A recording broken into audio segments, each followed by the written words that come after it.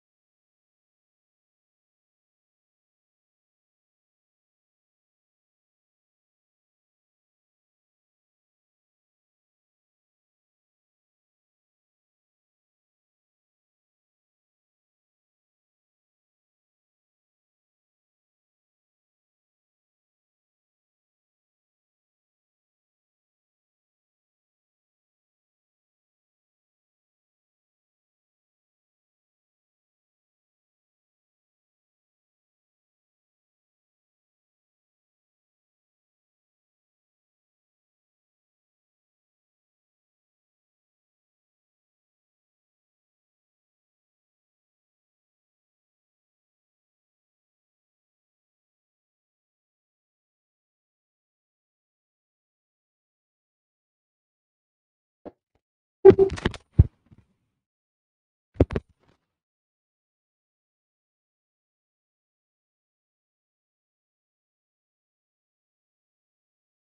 afternoon, everyone. I welcome all of you for this session on political science and international relations. I have some agenda for today's workshop, okay? What I think usually are the usual queries of students.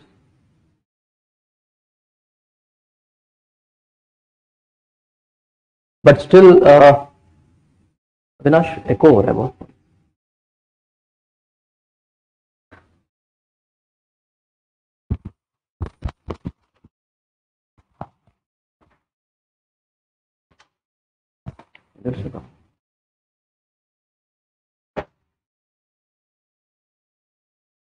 Still, I would request all of you to come up with as many questions as possible, and not only throughout the session, but you should have some questions in the beginning also. I hope you have certain questions.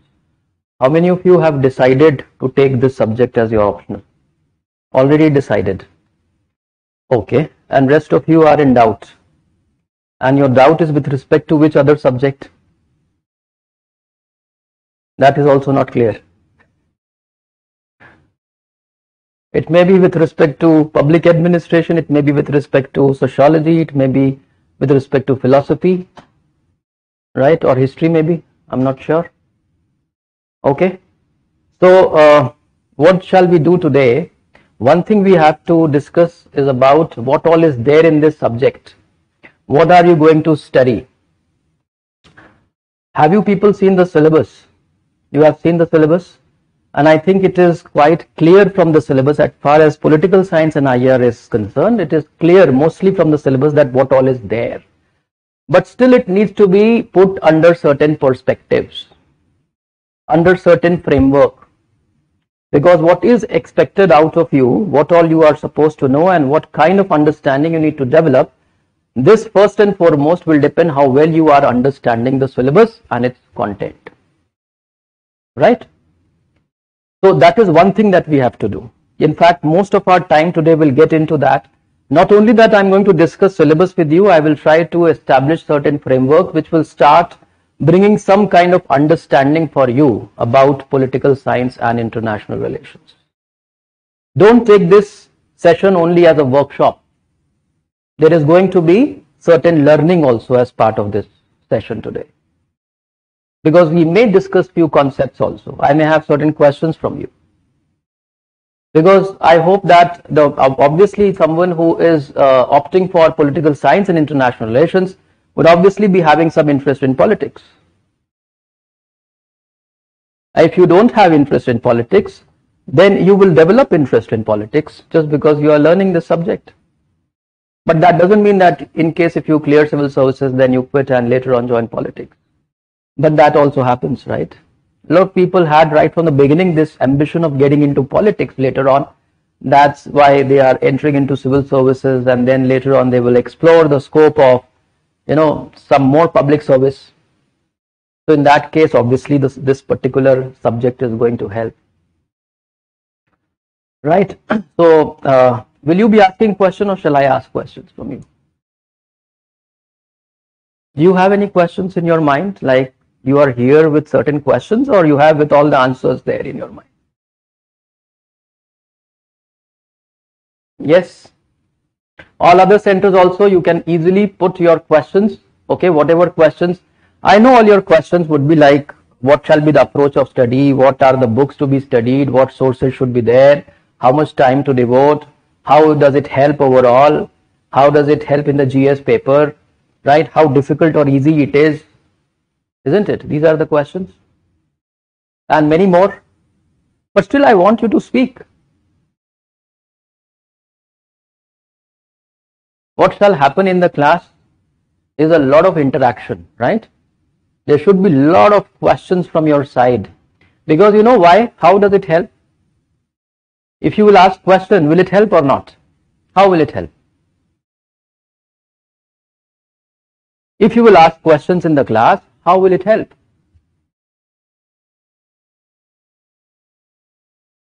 Say anything. You can even say that it will not help at all. We will not be asking questions. reinforce your learning. Okay, good, very good. Maybe your question will tell me that how much are you understanding. Yes. Yeah, someone who has the same question but he's not able to ask, so you are representing the entire class when you are asking the question. This itself is political actually, because you are representing other people's interest. That's what political is. More than that, a question is an opportunity for me to explain more. Right? If you will ask more questions, then I will bring in more dimensions. I will have as many dimensions already there in explanation, but it will give me an opportunity to dig deeper into more dimensions through those questions. It will always help. Okay? And one more thing I want to tell all of you, though many of you would be comfortable with the language, with the medium, right? Some people may not be as comfortable also. I have seen that some people these days, they have started expecting that the medium of communication could be bilingual or other things, but here we maintain and we are very clear about this fact that if you are writing the exam in the English medium, there has to be as much communication in English as possible. Because this itself is an opportunity to learn. Whatever I will speak in the class, it should provide more opportunity for you to learn even the language, even the expression. And you should be conscious about everything that is being spoken in the class. We will write a lot. I will write almost everything on the board in the form of well-structured frameworks so that all your final notes are prepared in the class itself. You are not supposed to make any notes by yourself. Notes will be there, will be prepared in the class itself. Along with that, there will be certain supplementary readings which I will suggest to you. Because if this framework is clear, everything will fall in place. Are you getting my point? Right? So, will you start putting up some more questions? Are you open for that? Maybe you can ask me questions in between also. But when you people have walked in over here,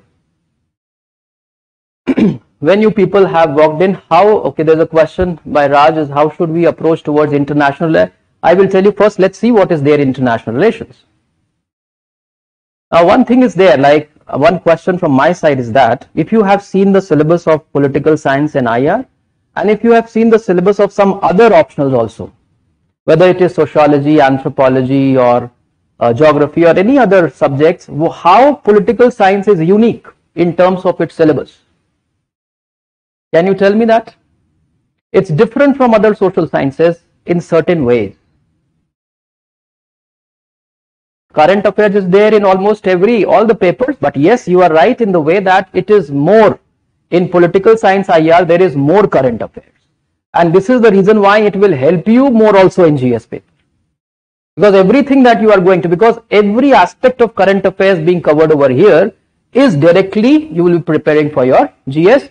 Rather here you will, understand the issues in more detail. So you will be better analyzing, more dimensions will be there in your answers in your GS paper also. Yes. Interlinkage between topics will be there in all the subjects, right? There is something different in the structure, the way the papers are structured. Maybe that's the first thing I would like to discuss. So first I'm going to talk about the syllabus and the content, okay? We'll spend a lot of time over there, which will bring in some understanding for you. Second thing we will try to do is that to look into the approach and then how the course has been designed.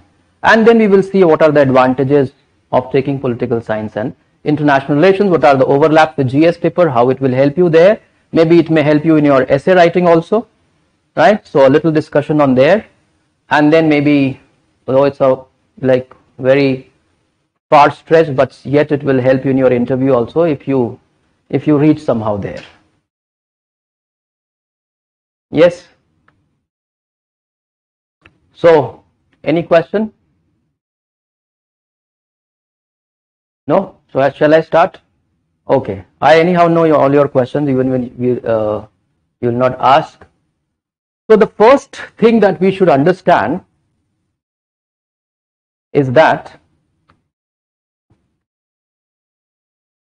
we have two papers, right? Paper 1 and paper 2, right? Now, if you have seen the syllabus carefully, you should have seen that what are different sections there, broad sections. Paper 1, this is paper 1, this is paper 2. Okay? Paper 1, the first part of paper 1 is what is called as, what is it? Political theory, right? Political theory. Second part of paper 1 is Indian government and politics. Okay? Indian government and politics. Sorry. Indian government and politics. Are you people here with the notebook? All of you? You should try to write as much. I told you, don't take it as a workshop. Even though you are not opting for political science, even then you should write down. Whatever you will study, it will help you there. It will establish some linkages. There is a lot of linking with GS along with interview also. Okay. How to deal with what? You haven't asked the complete question. How to deal with what? We will see that. Then in paper 2, what do we have? Paper 2, the first part is what? Comparative politics and international relations, right? Though international relations is the entire paper, but we say comparative politics. Comparative politics and international relations. And the second part of paper 2 is Indian foreign policy. Okay? Is Indian foreign policy. Obviously, you will have all affairs, multilateral affairs and bilateral relationships with other countries as part of this. Now, how is it different from all other subjects is that in all other social sciences, paper 1 is theoretical and paper 2 is the application of theories to India. This is in all other subjects. But in political science, first part, section A of paper 1 is also theoretical. Section A of paper 2 is also theoretical. Okay? So you have to identify what are the theoretical portions in your syllabus, what are the practical portions in your syllabus. This first and foremost needs to be very clear. Are you more interested in theory or are you more interested in politics? Tell me. In practical politics, not in theory? No, you're not interested in theories? Okay. You want to become philosopher, you want to become politician? Politician, obviously, your answer would be like politician. Some of you may be interested in becoming philosophers also. What is a theory?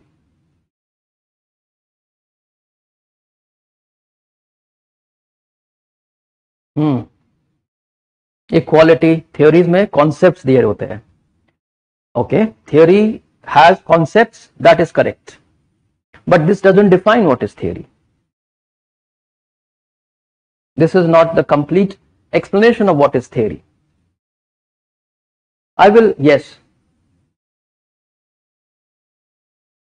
Fundamentals. Okay. Not just about fundamentals.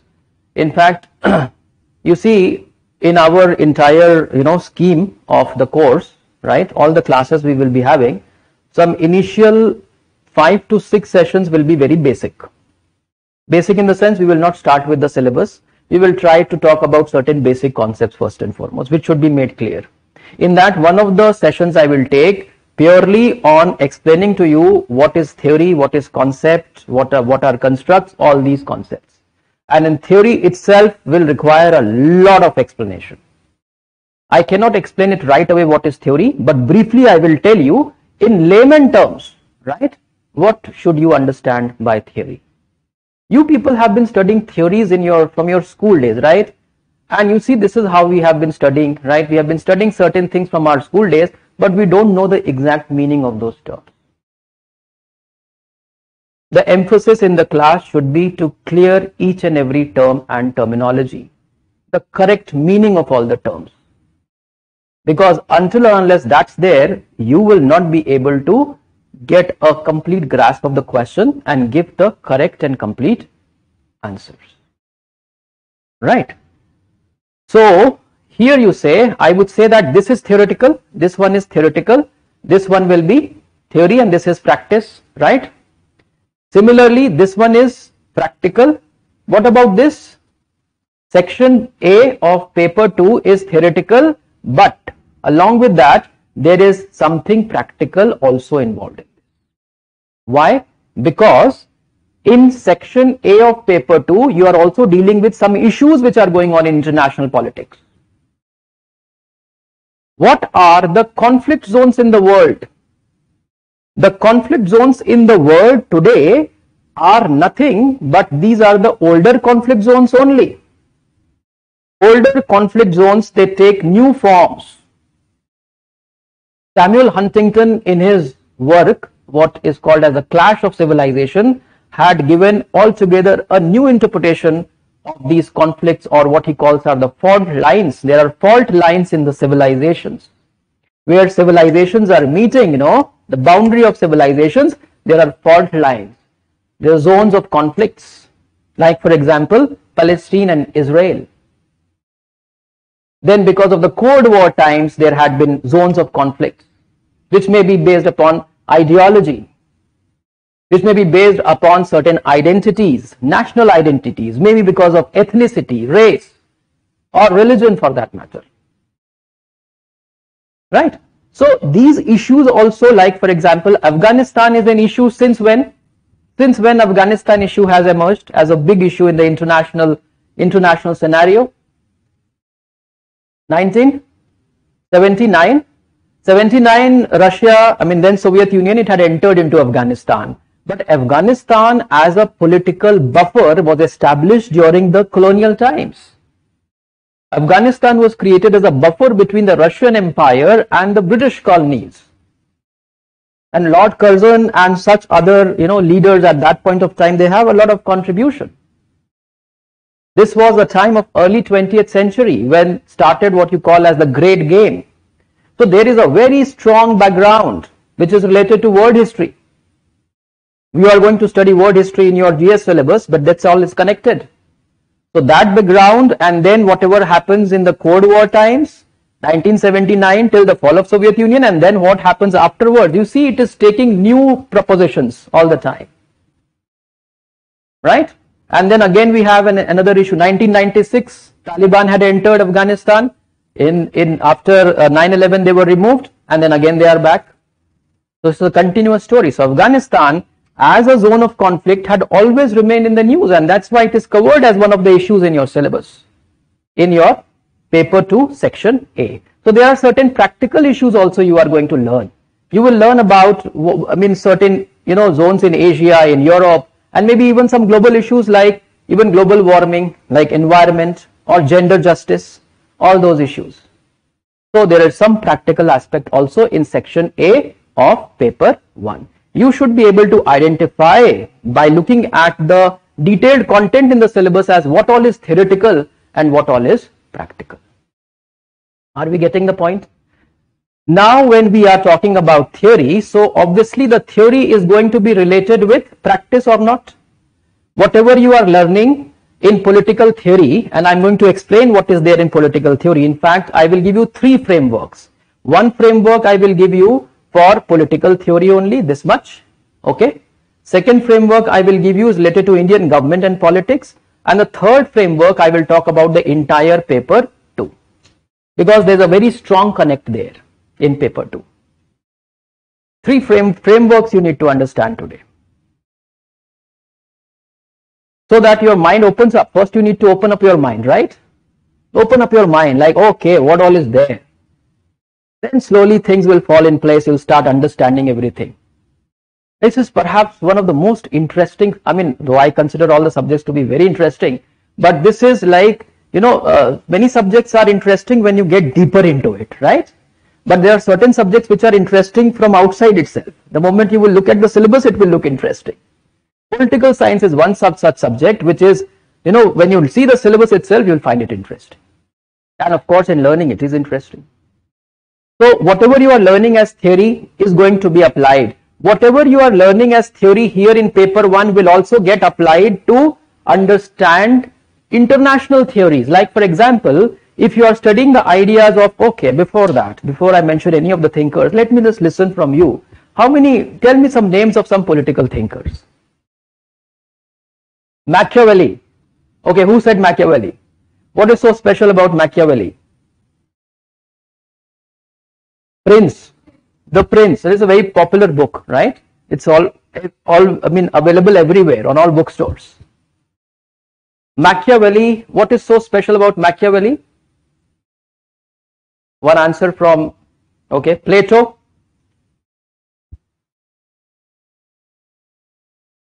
Aristotle. You didn't tell me about. I want maybe one statement in case if you want to share anything you know about Machiavelli. What? Okay. So Machiavelli was a very realist political philosopher. It is said about Machiavelli that he ushered into the realm of politics with naked realism. Naked realism. It's very similar to Kautilya. It is also said that if from the prince you remove the word Machiavelli and replace it with Kautilya, it will remain more or less the same. Whatever Kautilya had mentioned in his discourse, something very similar was talked about later on by Machiavelli in the medieval period. In Italy, the purpose was to work for reunification of Italy, which was largely divided into various nationalities. So Machiavelli has certain prescriptions to give to the prince that you should do this so as to make your state stronger. These are the realistic prescriptions which are prescribed. And when you are working for, like say this is related to politics itself, right? But it is also related to international politics. So Machiavelli's work is not only important in political theory in paper 1, but his ideas will become relevant even in international politics. Because if two countries themselves, like suppose India wants to increase its power with respect to which? Maybe its neighboring countries, maybe with respect to superpowers. So the work of Machiavelli remains relevant because there is realism. All of you know that Indian foreign policy became more realistic after the 1962 war, isn't it? Are you aware of this? In the early years, we were talking a lot about disarmament and peace, right? We were not even bothered about nuclear weapons. Then after 1962, India realized and it started to change its foreign policy because of our experience in the Sino-Indian War. That is the reason why in 1974 we could explode the first nuclear. It was a nuclear technology which was tested. We never called then that we have a nuclear weapon as such. So Machiavelli is relevant there or not in international politics also. Someone said Plato. Who said Plato? Who had said? You had said. In the back, who had said? Someone had said Plato, right? Someone had said, right? Please raise your hand.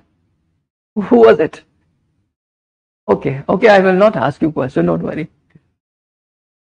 Max Weber. Weber is not as much of a political thinker. He was a sociologist.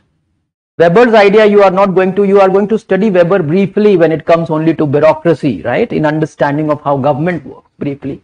Socrates was there. Socrates and then Plato and then Aristotle. They were successive disciples of each other, right? One after the other. Tocqueville was there, yes. But then his contribution will come much later on. Modern thinkers.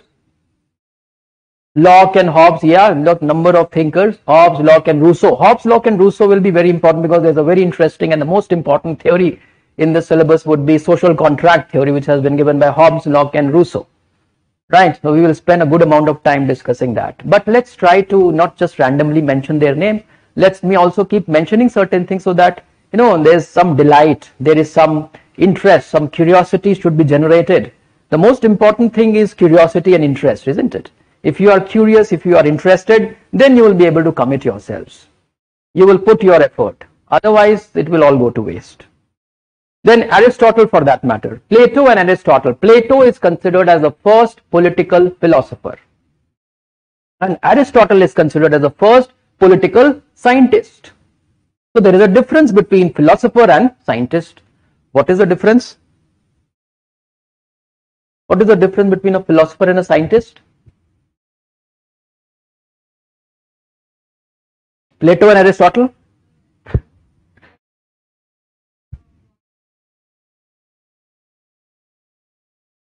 Okay.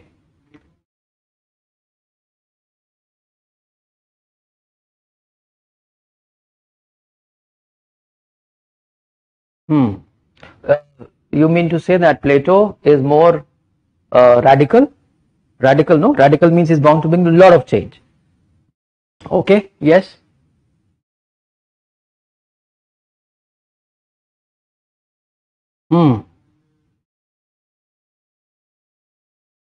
Cause and effect. So he is more realistic. Scientific is like there's a difference between the philosopher, then you are dwelling into the realm of ideas. You generate abstract ideas. You just think and explore and say on the basis of your experiences, on the basis of maybe your instinct, your random thoughts which comes, flashes, insights which comes to your mind, on the basis of your emotions, the values which you have. On that basis you understand this word and you give expressions. But a scientist is someone who will try to study things in a scientific manner. That means there has to be observation.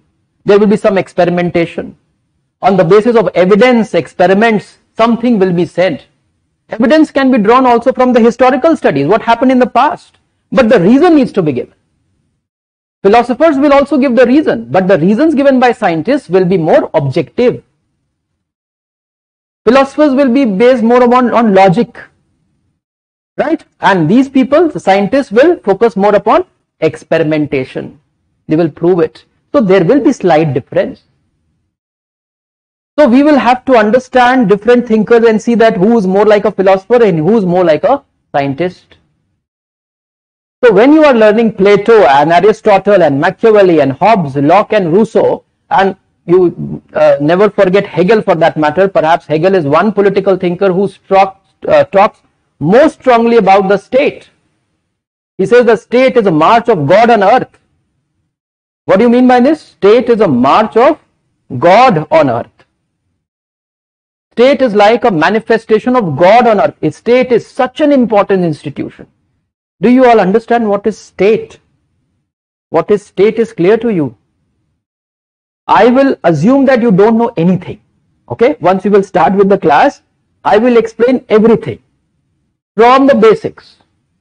Everything, so that everything is falling rightfully. But still you must be having some idea about the state, right?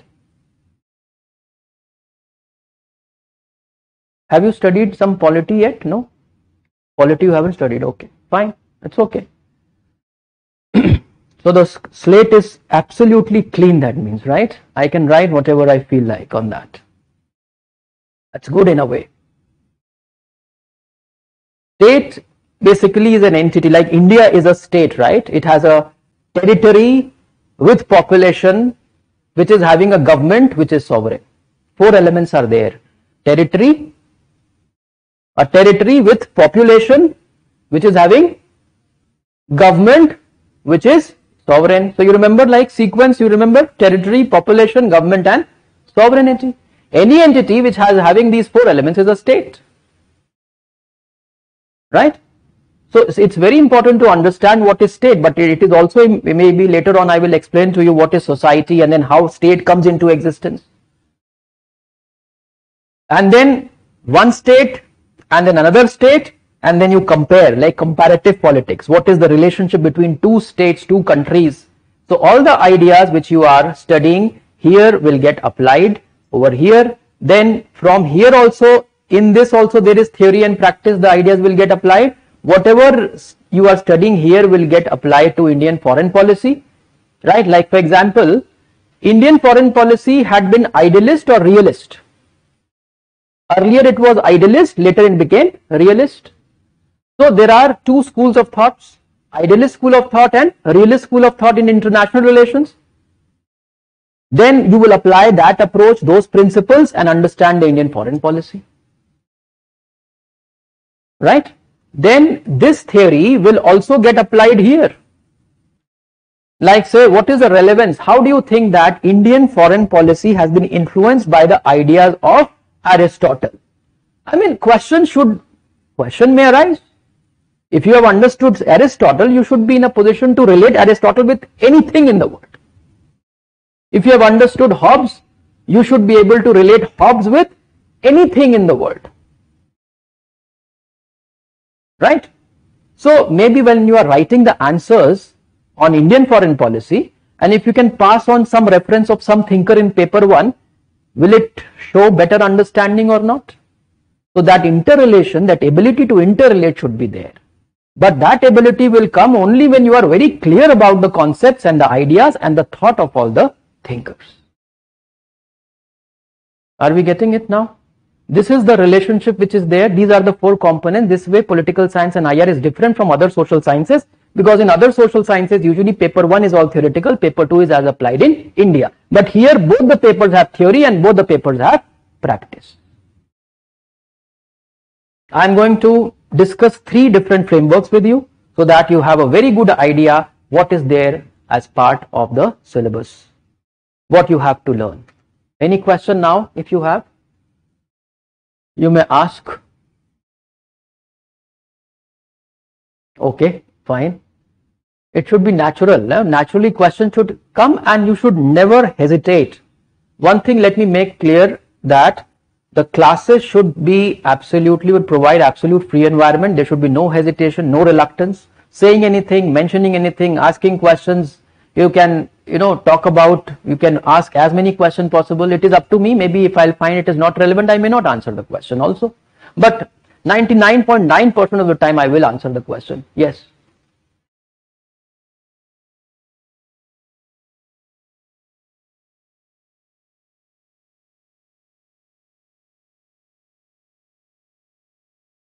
Okay. Okay. So you already know that it is there, right? Both Western and Indian are there, right? You know it or not? Yeah. So in the political theory, there are Western political philosophers or thinkers, and there are Indian thinkers also in political theory. Like you will study about now you will realize that these are some of the greatest political thinkers from India. Kautilya you already know, right? You may also know about Manu. Though Manu is not mentioned, but Dharma Shastra is there, Artha Shastra and Dharma Shastra. So Dharma Shastra basically is the idealist school of thought, and Artha Shastra is the realist school of thought. There's a big basic difference between Dharma Shastra and Artha Shastra, because Dharma is related to what? Righteousness, the best way to live life and right conduct. That's Dharma Shastra. And Artha Shastra is something which is related to the affairs of the state, the realistic affairs of the state, how production and distribution will happen. This is realistic, right? Because it is related to matter, it is related to resources. This is economics. So there is a basic difference. So apart from whatever you have to know about Dharma Shastra, Artha Shastra, then Gandhi will be there obviously as a political thinker. M.N. Roy, have you heard of M.N. Roy? M.N. Roy as a political thinker is mentioned in Indian political thinker. Why M.N. Roy is there? Because M.N. Roy is the founder of the Communist Party in India. So there's altogether this socialist communist stream of thought which is there in Indian political realm. It is, the foundation is laid by M.N. Roy. And M.N. Roy's ideas are very interesting. Then Aurobindo Ghosh is there. Aurobindo Ghosh is a philosopher. His ideas are altogether very different. It's very close to, if you will study, though Hegel is not in your syllabus now, it was there in earlier syllabus of political science, Hegel, but still you need to know something about Hegel. And the idea of Aurobindo Ghosh is quite similar to the idea of Hegel. You will see that. Right? Then you have Sir Syed Ahmad. See, all different streams have been included in Indian political thought. I think that now BJP might like to change the syllabus and include Savarkar also as a political thinker. I mean, there's nothing wrong in studying Savarkar as a political thinker. Maybe whether you like those ideas or not. I mean, you may not like, many people may not like the ideas of Gandhi for that matter. But it is not a question of whether we like it or not. It is all the more important to study that person whom you don't like. It's even more important. But that's something which is a free choice for people. But we should study. Like for example, even a non-Marxist or someone who is anti-Marxist should study a lot about Marx. Then only he could speak against Marx. Without studying about Marx, how can you speak against Marx? Not possible. Okay, you should read history and geography of the world after starting for international relations. Okay, what will you study? I will tell you later on. You don't have to worry about studying anything for, learning this subject. Okay, if you are going to be part of the class, that means you should be, hassle free for that matter. And if you are doing it by yourself, then maybe you can take some guidance also from me, separately also. Okay, so did I answer your question or not? Yeah, second part is not answered. In fact, that was the more important question, is to what extent do you have to get into these thinkers? I would say that, you have to, it's very difficult to have a thermometer to measure that depth or whatever instrument as to how much deeper you need to go. But at least the major broader ideas, like for example, Gandhi, right?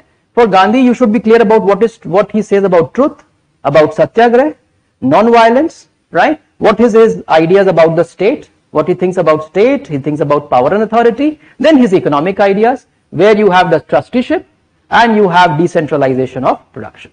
These major ideas you should be clear about. Okay, it's not that you have to read one book on Gandhi, no. Just one chapter, we will provide you that material which you will have to study. Okay, I will tell you about everything, how we are going to conduct the classes, material and notes, right, extra readings, everything I will make it clear. But before getting into that, let me just tell you those three frameworks which I want to discuss so that you are clear about what you are going to study. Okay, let's start this. Let's get into a little more meaningful discussion now. We are here to learn about political science. And the first thing you need to know, these two terms itself we should focus upon. Forget about IR right now. Forget about international relations. Let's focus on political science. So we are interested in first and foremost understanding these two words, political and science. Right? There is this original term called polis. Polis. Polis is Greek city state. Okay, if you go back to the ancient times, in Greece there were city states. City state means there were many small states which were of the size of like cities, right? Or maybe very small states, many of them. You can imagine that Greece in itself is a small country today, right? That country was divided into many small states. And the geography was such that there were a lot of physical barriers between, some mountains or rivers and other things. So there were geographical barriers. These cities, they were running their own affairs. They were having their own governments. So there were these Greek city states which were called as polis. And the affair, the term politics has come from this word polis. How these communities, Greek city states, were managing their own affairs. What will happen in managing the affairs?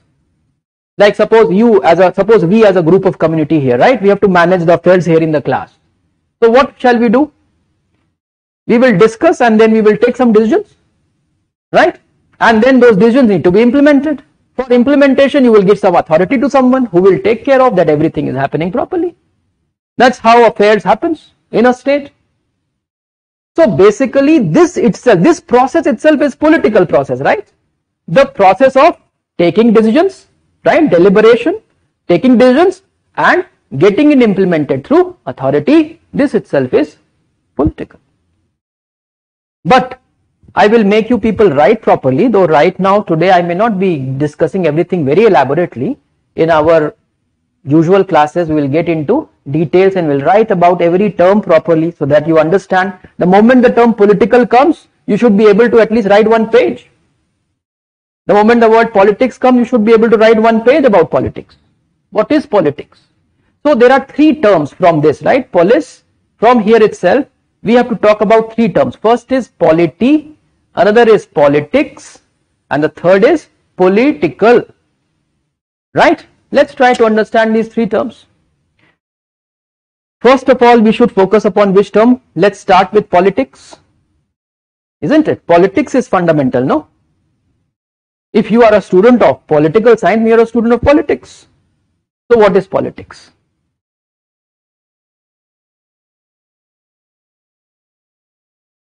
Yes. What is politics?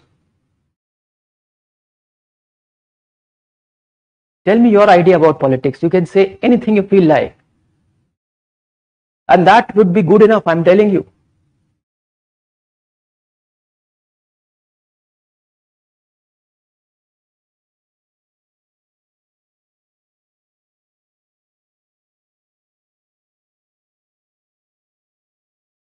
Yes. Competition. Okay, good, good.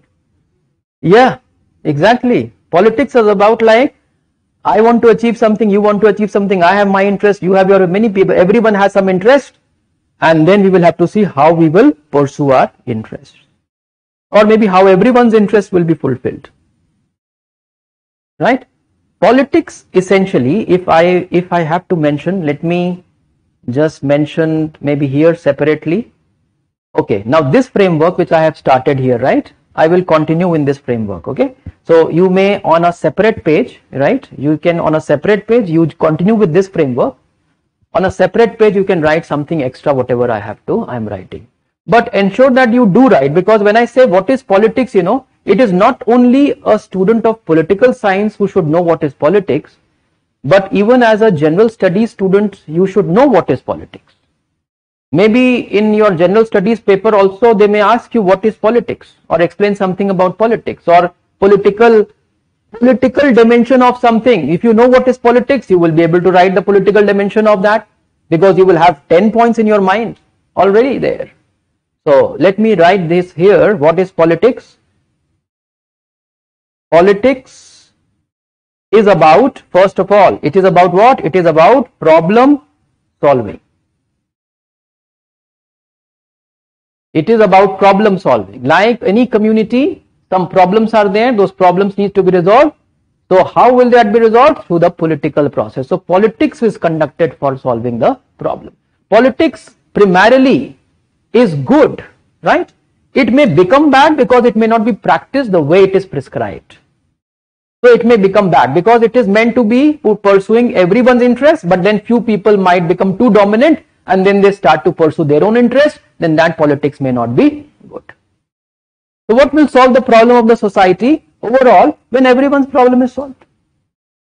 For solving the problem, there has to be what we say, pursuit of interest. Now remember, you start remembering the expressions. Start remembering the expressions. Pursuit of it. Politics is a pursuit of interest. Like in India, aren't different groups pursuing their interest? Which groups? You see, if one biggest thing is, advantage of learning in this subject is that everything will become crystal clear as to what is happening in politics. There are political parties who are fighting for the interest of Dalits. There are political parties which are fighting for interest of trader, worker class. There may be certain organizations who will fight for the interest of minorities. So every different sections, the groups, organizations, they are pursuing certain interest. Then if everyone is going to pursue interest, then there will be conflict or not. So politics will also be about conflict resolution. If everyone is focusing upon their interest, there will be conflict, but then politics has to resolve the conflicts. So it's about conflict resolution. If many people have different interests, then politics should be able to resolve all the interests. How will it resolve all the interest? By aggregation of interest. Aggregation of interest. What do you mean by aggregation of interest? What do you mean by aggregation? Means adding, isn't it? You see, any political party will come to power when it has a majority. How will the party get the majority? When it will represent larger number of interest. If they will represent interest on only few sections, then they will not get majority, isn't it? So they will have to aggregate the interest. Congress as a political, in India, you know that till the year 1967, and in fact some people would say till till the year 1977, there was a domination of one party in India. In fact, till 1967, there was a clear-cut domination of Congress party in the central also and in all the states also. After 1967, now these are very interesting, process of, you see that you will get into knowing what happened during the elections and which parties came to power, which parties were formed when, how they came to power. 1967 elections were landmark elections because in many states Congress lost power and many regional parties came to power in 1967. So the domination of the Congress party ended. Before 1967, Congress was doing this work very nicely. Which work? Aggregation of interest. That's why it was getting a lot of votes everywhere.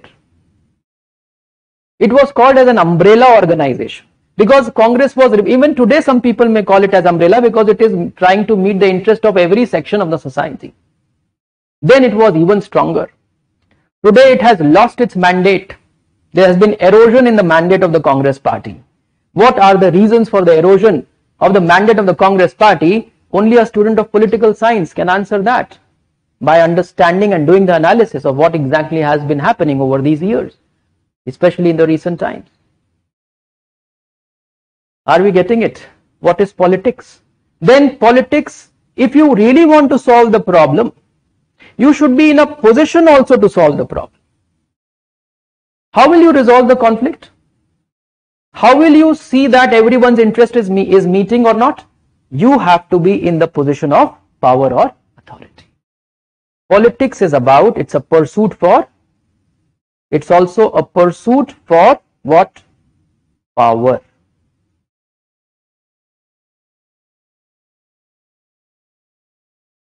And see, all the terms are sequentially related to each other. If you remember sequence, you will be able to write all the points. And when you have got the power, what will you do? You will do conflict resolution, you will say that everyone's interest is, but then you have to take certain decisions. So politics is also about collective decision making. For whose interest? For the interest of entire community. So it's about, we say, collective decision making. Collective decision making. For what? For community. You can even say society, but of course I will tell you the difference between society and community also afterwards, not now. Every term is unique, okay? You can't substitute one for the other. Nation, community, society, all these have different meanings. And then decision making, sometimes we say decisions are made like longer term decisions, right? We call them as what decisions? These are policy decisions. So politics is about policy making. And what is involved in policy making is also policy making and what? Vision. There has to be some vision that you can see. You are far-sighted. How the problem will be solved. So you started with the problem and now you are setting the vision to solve the problem. Then implementation aspect will become part of administration. Will you remember what is politics now? Will you remember the terms? Just quickly revise it. It's about what? Problem solving, pursuing interest, conflict resolution, aggregation of interest, coming to power, that is pursuit for power, setting vision, making policy, taking decisions. Half a page you can write about politics now. And if you are creative enough, you can elaborate and expand the way you are writing in your university exams. Like you are filling up pages. I don't know from where you get all those words from, but you manage somehow, right? So you can write a lot about politics. What is political? Obviously, political is an adjective for politics. So it is related to all of this, but still, I have to explain something here. Because when we are using the word political in political science, it has a specific meaning, okay? The word political, it can be seen in general terms also and in very specific terms also. General terms, you say this is political, you are political, there is a political content in this, isn't it? You may also say that, that company or the organization, that leader, I mean the manager is very political. There's a lot of politics in the organization. So politics may be anywhere. Politics may be there in any group also, right? Anywhere, wherever there is a group, there is politics, because when there is a group, then there are members, and the members are pursuing their interest. So there may be politics over there. But in specific terms, when we talk about the subject of political science or politics as it is applied overall to the society, then here it has a specific meaning. Okay? So in general terms, you can relate to whatever we have discussed here in politics. Generally, right? It's about collective decision making for the society, for solving the problems, for the good life. But in specific terms, political is something which is related to the institution of state. Okay? Not other institutions of society. This is the difference between social and political. The term political, when we use it in political science, it is in specific way. Here it means term political will apply to what? Applies to the which institution? To the institution of state.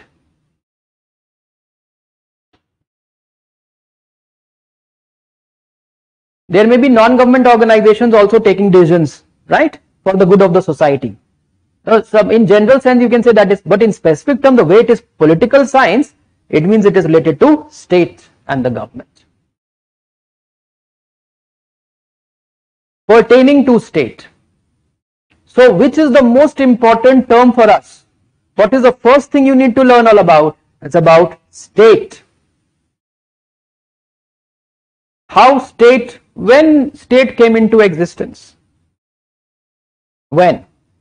In India, when state came into existence, I mean, can this be deciphered as to when state came into existence in India? Was Mauryan Empire a state? It was, because it had a territory, it had population, it had government, it was sovereign. Right? But if you talk about the primitive society, at what point of time, which empire, which that dynasty or whatever was there could be called as state in India? Which was the first state? It's very difficult to precisely answer. Same goes for the entire world, for that matter. So this is a process of evolution. Then there are different thinkers. Many thinkers, they have explained this, how state comes into existence. I mentioned about Hobbes, Locke and Rousseau, right? Some of you also mentioned. Hobbes, Locke and Rousseau have given this theory of social contract. So there is a theory of origin of state. Kautilya has also given a theory, a theory on origin of state, how state originates. Kautilya says that there was a situation of a Matsya Nyaya, means a state of anarchy earlier. Then people made a contract to come out of that state of anarchy and they established authority. Same Hobbes, Locke and Rousseau also talks about the same thing. But then what is that process, how state comes into existence? So you see here, we are going to look at two things in our discussion. One is related to theory, other thing is related to practice. But theory on what? When you talk about political, I said everything that is related to state. And government is part of the state or not? Government is part of the state and sovereignty is part of the government. Okay. Now when you say science, let's see what is science. Science basically is a approach or a way you are studying something. You are trying to understand something, explain it, and even give certain prescription. How things need to be done, how things need to be followed. So basically science is related to study. First you will study. Oh, if something is happening, what is happening? First you will try to figure out, okay, let me see what exactly is happening. Then you will try to explain it. When you are understanding, you will give explanation. You can even say study, understanding, explanation, and then what will happen? You will give prescription. This is what theory does. I asked you the question, what is theory? So theory is giving the explanation first, and then it is prescribing the best way how things should happen. A theory of state would mean what? It will explain how state is existing, how it comes into existence, how it functions, and it also prescribe what is the best state, what could be the ideal state. Aristotle and Plato both have given their theories of ideal state. What shall be the ideal? Plato says that philosophers should be king in an ideal state. Philosophers should be king. Like someone who has a lot of intellectual capacity should become the king. This could be the difference between Dr. Manmohan Singh and Prime Minister Modi. Because Manmohan Singh would belong to Platonic traditions, because philosophers was the king. And this happens to be more practical. But we will analyze this also based upon certain everything, whatever is happening in politics in India today, you should be able to dissect and analyze based upon your understanding. You will have to understand layers by layers. Once that is done, you won't even imagine how much of clarity will come to you. Right? So government, and now as this all in science, basically what do we have? We have theories. Okay? These theories are following different approaches. Theories are given from different approach. Like example, idealist approach and realist approach. Right? Scientific approach or maybe traditional approach. Some will be explaining things from the economic perspective. Arthashastra gives more importance to economics or not? Kautilya says the economy is very important, most important. That's why it's called as Arthashastra. Right?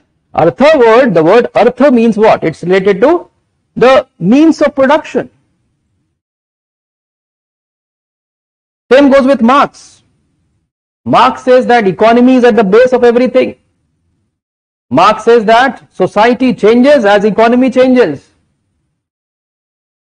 I don't think there is any better way to understand the world than to study Marxism. I may not like the prescriptions of Marx, but if you will say that I will understand the world better not studying Marx, I will never agree. Marx, if you study Marx, then only you will be able to understand the word. Otherwise, you don't understand word properly.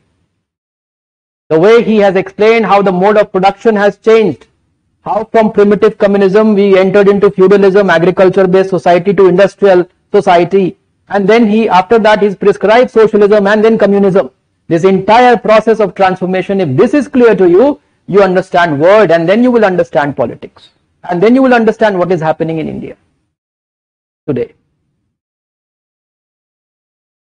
So these are different approaches. Marx will follow, and which approach? He's also a realistic approach, focusing more on economic aspect. Some people will focus more on the social aspect. Some will focus on individuals more. Some will focus on the collectivity or the state more. Aristotle says that state is a natural institution.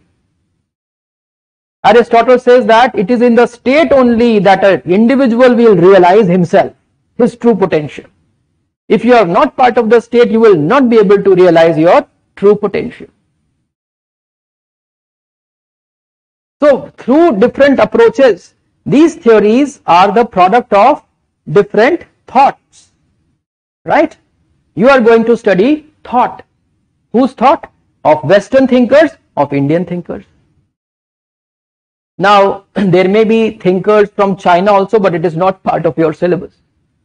I mean, I don't know, we should thank UPSC for that or not. But at least you only have thinkers from the Western world and Indian thinkers.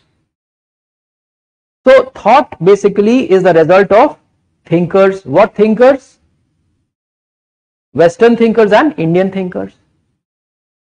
We have already seen the names. If you have seen the syllabus, what all Western thinkers are there in your syllabus? Plato and Aristotle and Machiavelli and Hobbes, Locke and Rousseau is there, Marx is there, and then Hannah Arendt is there, right?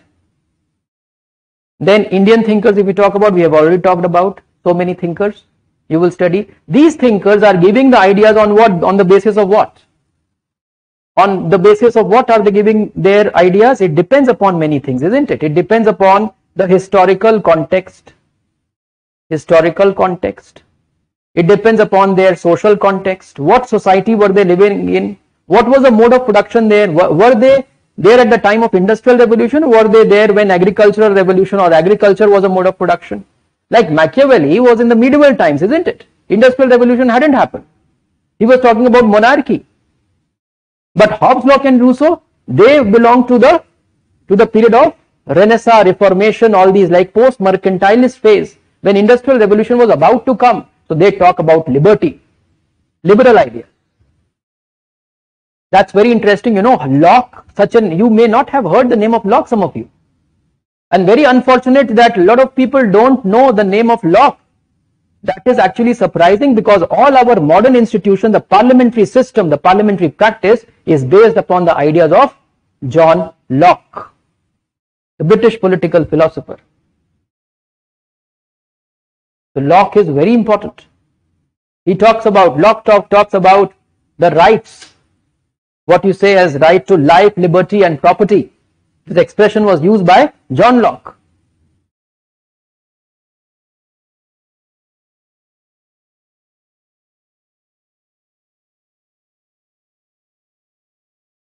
Like, these are like too many things coming to you right now, just as a glimpse of what all is there, what you have to study. And trust me that it is very interesting, once you will get into the details of these ideas. Social context is important, right? What is their mode of production? Then their own experiences of life, their observations, their understanding of human nature. Every political philosopher will first of all try to understand the human nature. Then only they will say what type of state will be there. Like Machiavelli as a realist will say the human beings are nasty people and they should be dealt that way. Or for that matter, Hobbes also says that they are very, nasty and greedy people. That's a Hobbes. And Hobbes says that there has to be a leviathan, someone with full authority to have a command over them. So they have their different interpretations of human nature. So based upon their lifetimes, their historical time, their society, then what rulers they have seen, rulers or kings, whatever their experiences have been. Based upon that they give the ideas. John Locke had a very positive,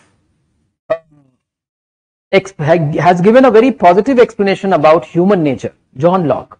Why? Because he had seen a glorious revolution in Britain, where the transfer of power was happening in a bloodless form, in a very peaceful manner. So he had created in his mind a very bright, understanding of human nature. But Hobbes, he had seen the more tumultuous times, bloody revolutions. So he will create what picture in his mind?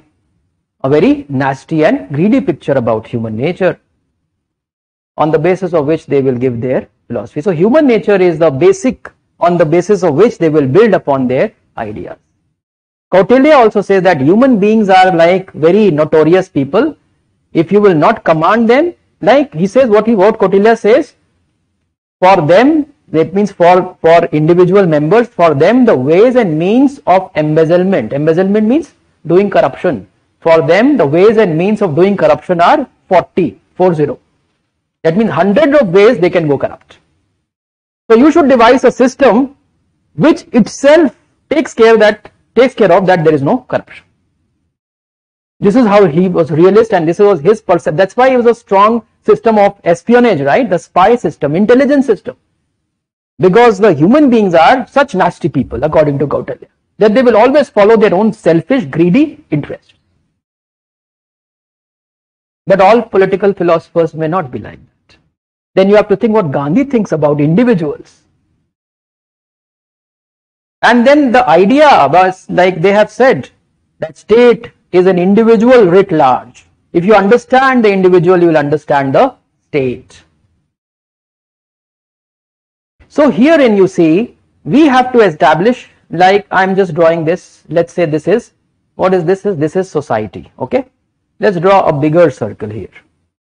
So in the society, the most important institution is state and government is part of it, right? Then we have here, let's say there are individuals, or maybe there are groups, right? There is a kind of a relationship between the state or the government and the individuals. What kind of relationship will that be?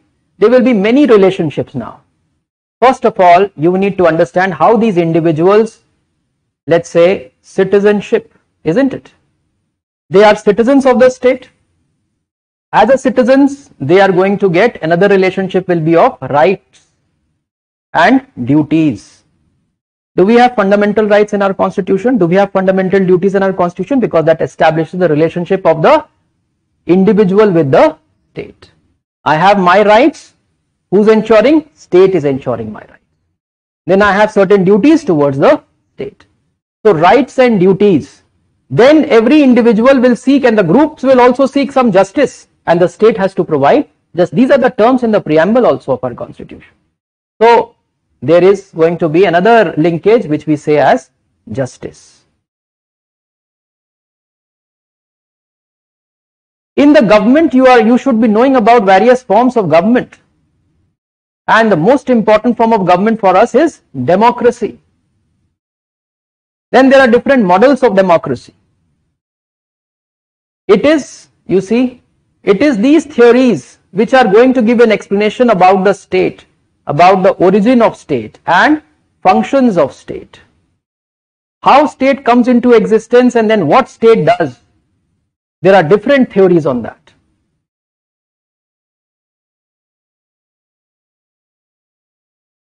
There is something called as utilitarianism. Have you heard of utilitarianism?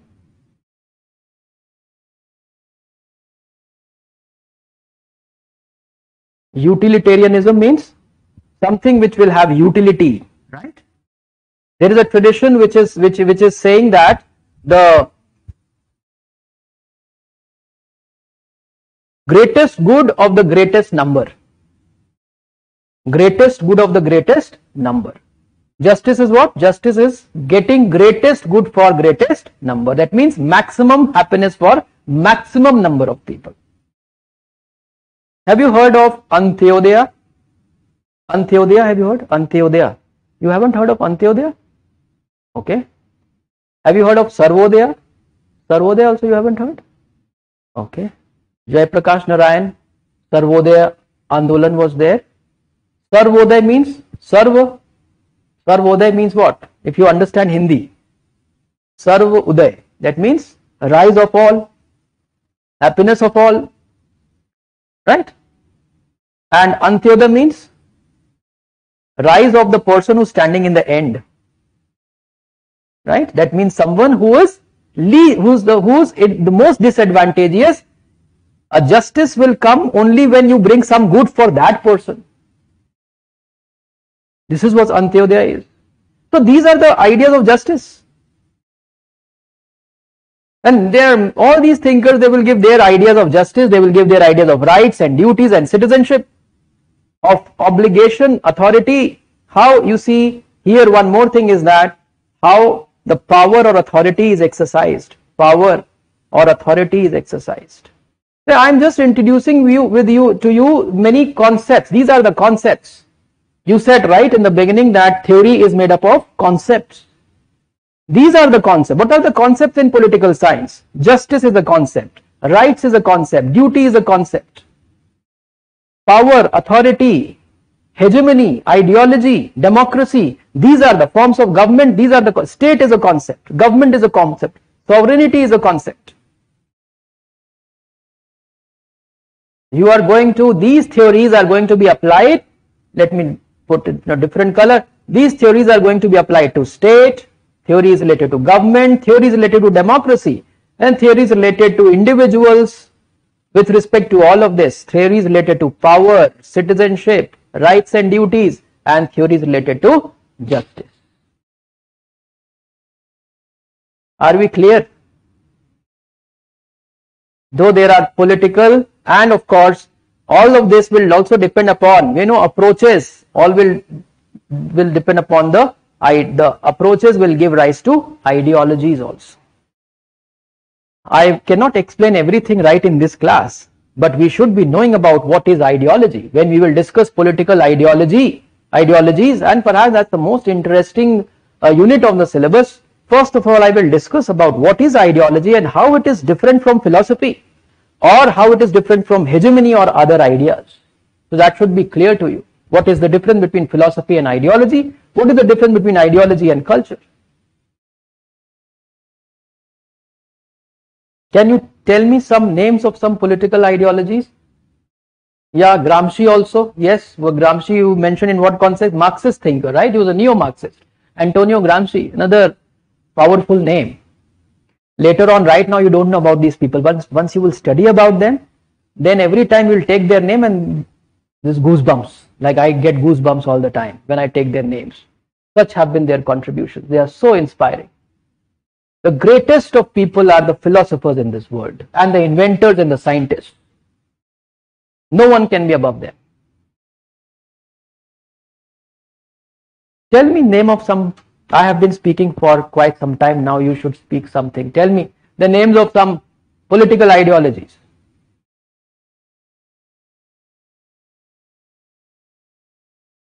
Yes. Any question from the centers? Anywhere, online students? Tell me name of some political ideology. Yes. Communism. Okay. Communism by itself cannot be seen as a political ideology. It is part and parcel of Marxism. Okay. But yes, some people may say that way also. Okay. Agreed? Louder? Feminism. Okay. Feminism is a political ideology. Yes. Socialism. Yes. Socialism, feminism. You said communism, let's replace it with Marxism, maybe communism, and somehow it is related to socialism also. Capitalism is not a political ideology. Capitalism is an economic system which is supported by which political ideology? Liberalism. Liberalism is a political ideology. When you say liberalization happening, no? Liberalization, privatization, globalization. So liberalization means liberalism is spreading across the world. The liberal political ideology is spreading across the world. And fascism, who said fascism? Who said? Okay, fascism. What is the difference between fascism and Nazism? It's the same thing. It's the same thing but applied in different geographical context. Like in Germany, fascism took the form of Nazism. In Italy, mostly we call it as fascist. That is the originator. So we will discuss about fascism, you will get to know. Though it is not a very, it's a relevant ideology always, because we can always understand what are the fascist tendencies in our systems also, many a times. Yes, any other political ideology? Realism as such cannot be considered as a political ideology, rather it is an approach. But then obviously all of you will not be able to understand exactly what is political ideology right now, right? Till the time I will explain what exactly is a political ideology and how it is different from approach or philosophy or theory, isn't it? But still, I will just ask a random question. Let me see how slowly and slowly you people are becoming more and more familiar. Yeah. Okay. Can I talk a bit on anarchism? Why shall I not talk about other things then? Yeah. So you are saying that is a political ideology? It is a political, anarchism is a political ideology. And it's very good that you raised it. Anarchism is also political. In fact, anarchism is perhaps the most evolved of all the ideas. Now you may say, how? Anarchy is a state of disorder, isn't it? The word anarchy is seen as a disorder. But that is politically, that's not correct. No, it is not disorder. Anarchism is a very positive idea. It's that, you know, humankind, it evolved so much. It evolved so much that every individual is able to order themselves, that you don't require anyone else to order you.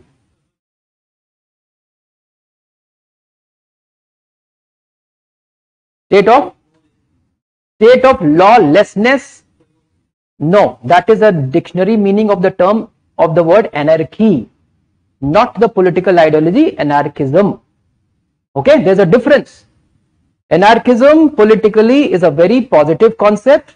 It says that the society is so evolved, every individual is so evolved that you don't require authority, that you don't require police force to order you.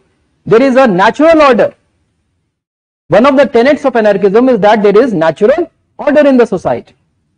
There's no state. State is not required, authority is not required in anarchism, because there is natural order. Why natural order is there? Because every individual is so mature that they will discipline themselves. They don't require a police force. This is what anarchism is. That's why Gandhi also had a very strong, you know, elements in his thoughts which were anarchist traits.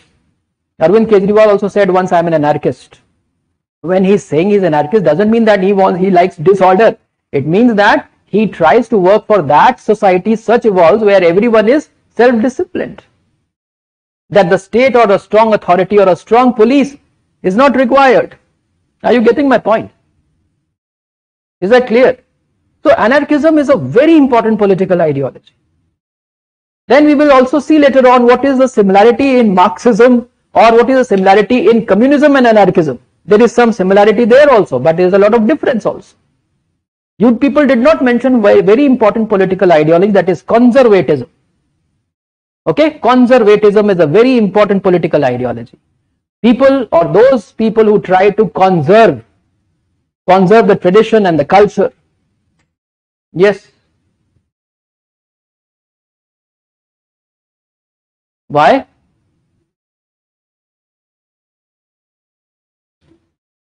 No, I didn't get you. You have to repeat.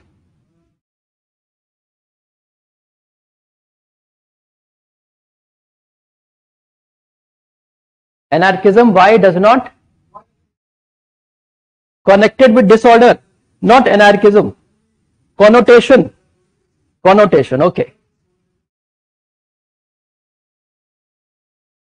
Okay, see what happens is that there is this word anarchy, okay, and then there is this word anarchism, okay.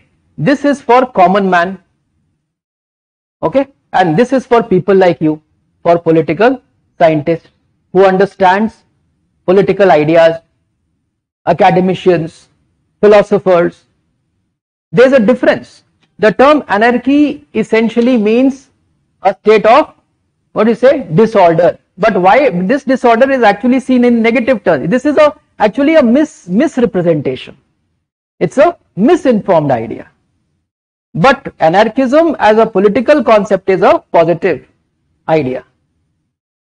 Why disorder is there? Because if there is, anarchism says there should not be police, okay?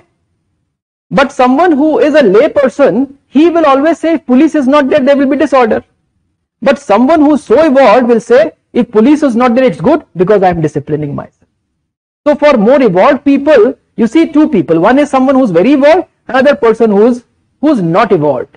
They will perceive anarchy in different ways. Someone who is not evolved will see if anarchy is there, that means police is not there, then we can't help. We will not be able to function properly. But someone, if he is evolved, he will say, oh, if anarchy is there, means police is not there, oh, we are happy because everyone is ordering themselves. That's the difference from where you are perceiving. Yes. Yeah.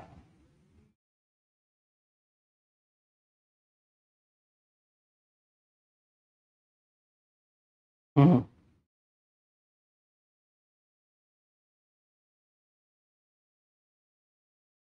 Yes. This is, yeah, so the only answer to this is this anarchism is nothing but it's a state of utopia. It's a very idealist form of, political ideology, which is practically not possible because everyone will not be able to achieve the similar level of maturity that evolved, state of being. So it's a very idealist, or you say utopia is what? It's in an ideal world. Communism is also similar to that. Even communism is like a utopian idea. No country in the world till date became communist. China may call itself as communist, but it never became communist. It is on its path towards communism, but then now, in fact, it is not even moving towards communism. It started to move back. No country in the world ever became communist because communism is a stateless, classless society. Stateless and classless, these are again utopia. Idealist. This is what Marx has prescribed this as an ultimate reality of the world, which has never been achieved so far. But of course, you will have a clarity once we will discuss everything slowly, bit by bit. Right now, don't feel like, intimidated by these big terms or these ideas, because this is, I'm just giving you a glimpse of what is there in the syllabus, what you are going to study.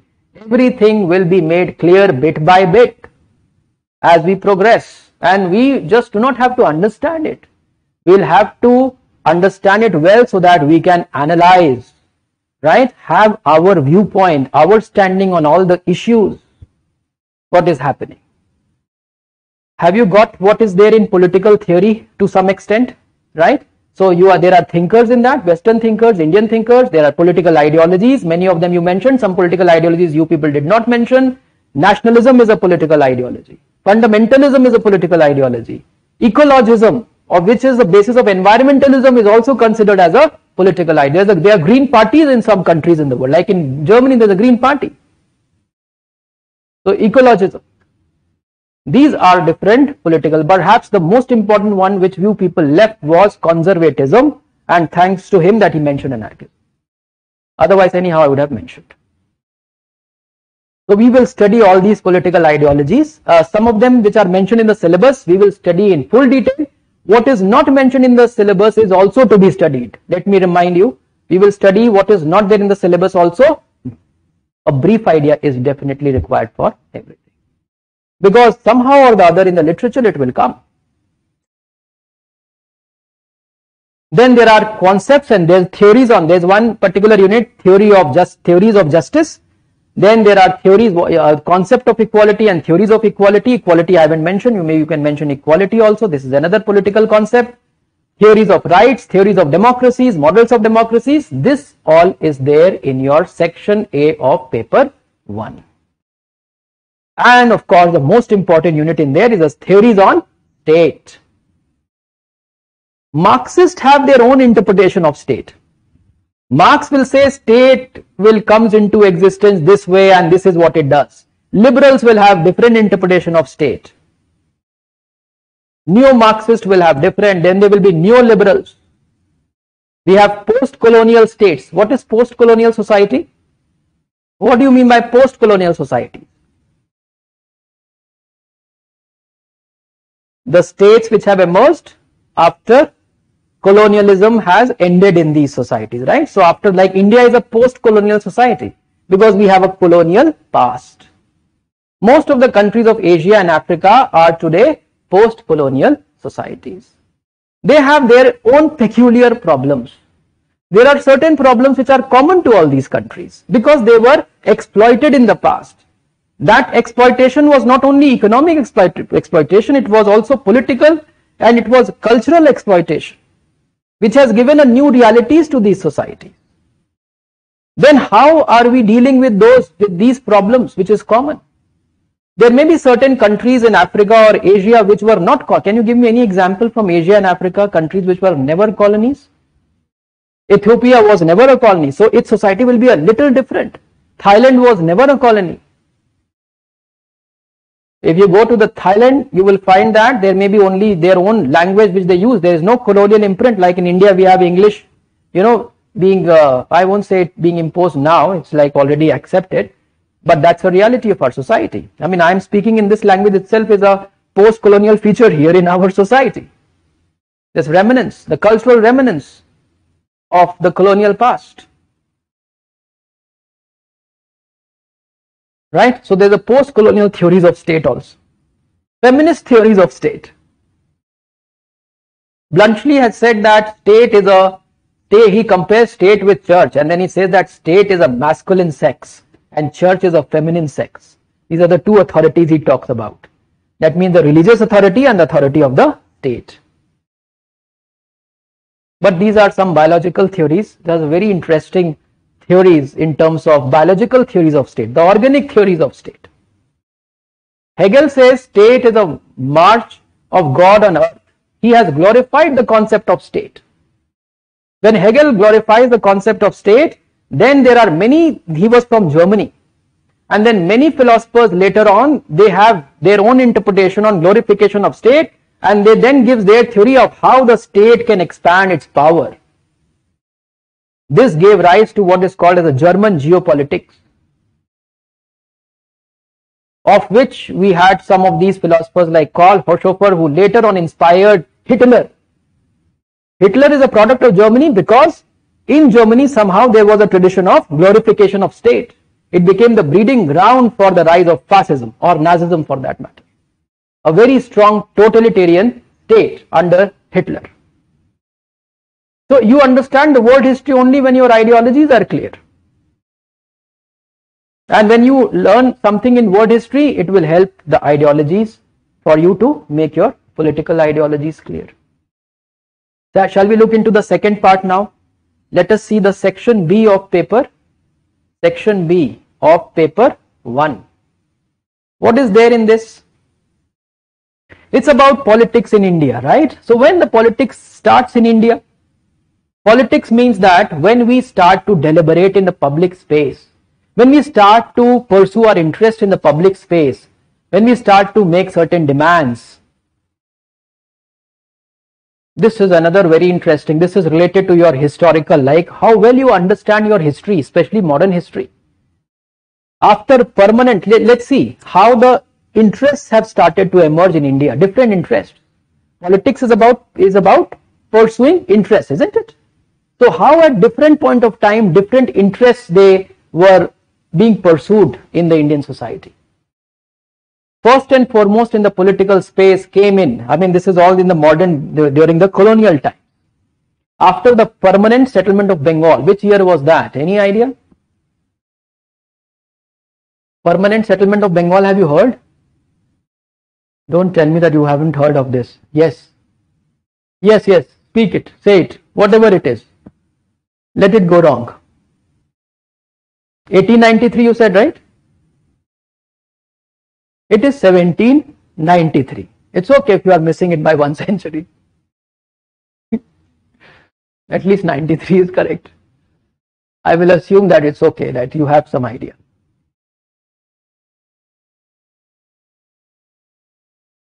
(1793) permanent settlement of Bengal, right? This brought in, like it created a new class, what was called as Zamindari class. Because earlier there used to be a system of Jagirdars in India, but British created a like permanent settlement, land rights were given, ownership of land was given by the British. With the rise of Zamindari, British were very smart in creating Zamindari as a class which will help them to pursue the British interest, isn't it? They said we are creating a class in the Indian society whose interest will be similar to our interest, so they will always support us. This Zamindari class were the first class to pursue on their interests. Then they ask the British that you give us some representation. Some of your bodies in the government give us some representation. And for that reason they started establishing, if you study your modern Indian history, the first modern organization, like political organizations, were the Zamindari associations. Landholder societies were established. This is how politics starts. After the 1857 revolt, and this was also the time after especially the opening of, this is the world, even though opening up of the Suez Canal will shorten the distance between India and Britain, so a lot of people from India, they will be able to go to Britain to study. And after study, when they come back, they bring in the democratic Western values. People like Dadabhai Naoroji and all those moderate leaders who established the Indian National Congress to pursue the interest of the middle class intelligentsia, as we call them. The middle class. Another sectional interest comes in. They were started making some demands which were related to democracy and rights for representation. So you need to understand that how the political process had been like during the freedom struggle. You will get a student of political science will best understand the India's freedom struggle because you will be able to see it from the political lens at the microscopic level. You will understand the strategy, the decisions, what was being done and what was being demanded and what were the interests, and then what ideologies were followed, what approaches were followed. 1861 and 1892 Councils Act, they gave some kind of representation to Indians first as a nomination and thereby in 1892 through certain process of elections. See how politics has started to transform. They kept on asking for more and more representation. Then there is a politics of the moderates, then their methods will not yield much result, so then they will have extremist school of thought. Their ways, their approach will be very different. Their social base will be very different. Moderates will be from the higher section, like the higher middle class, and the extremists will come from the lower middle class sections. Who will be more youthful? The extremists will be more youthful, who will have more unrest among them. And then of course afterwards Gandhi will come, then it will become mass-based satyagrah, then the interests of the peasants will be taken into account, interests of the tribals will be taken into account. And then the emergence of new ideologies, especially the Communist Party will be formed. So socialism and Marxism will have its imprint in the Indian freedom struggle. You should be able to understand who were the Marxist leaders, who were the socialist leaders, who were the liberal leaders, who were the conservative leaders.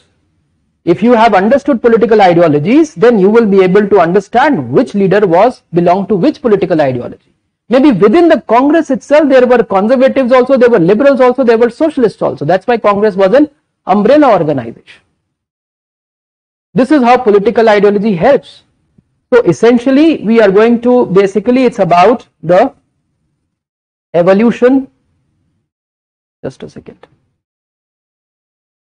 evolution and transformation of politics in India, which starts from the British times, colonial times. So in the colonial times itself, we will see various, first of all, we will see the emergence of nationalism. I'm just getting into a little more detail so that you have a better idea, okay?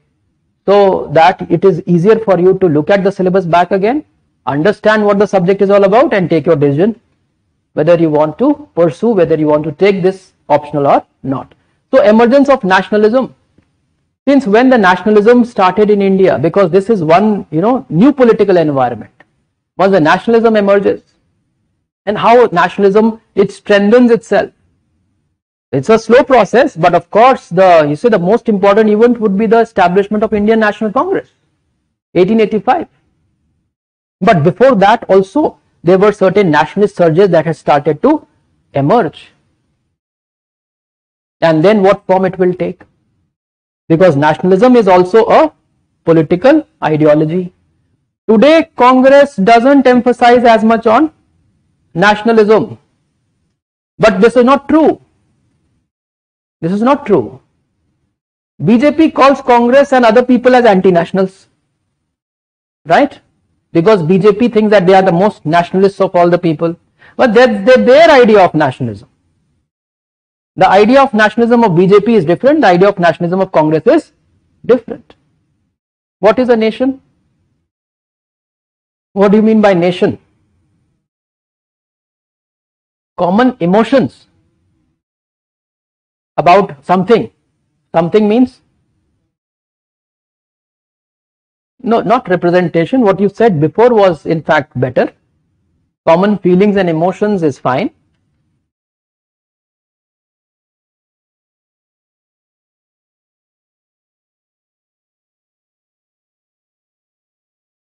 What common? Common history, ethnicity, culture, what?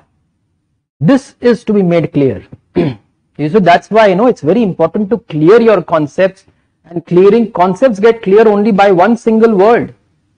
Only by one single word. one word which has to be there in the definition of nation. That is, a nation is a group of people who have a feeling of belongingness to a particular identity. Identity is the key word. That identity could be culture, it could be religion, it could be ethnicity. It could be anything. Have you got the point? That is the reason why it is so difficult to talk about India as a nation. When Rahul Gandhi had made the statement few days back, if you remember, about nationalism, I don't know if you have heard, you have to pay attention to all these statements. I mean, normal people will not even understand what he was trying to say. But whatever he said, that had a lot of meaning behind it. But the problem with this person is that he is not able to convey it properly. There is a big problem in communication. His intention may be right, but he is not able to communicate. So political communication is also very important. Are you getting the point? What is nation now? Are we a nation in India? What is our identity? What is our identity?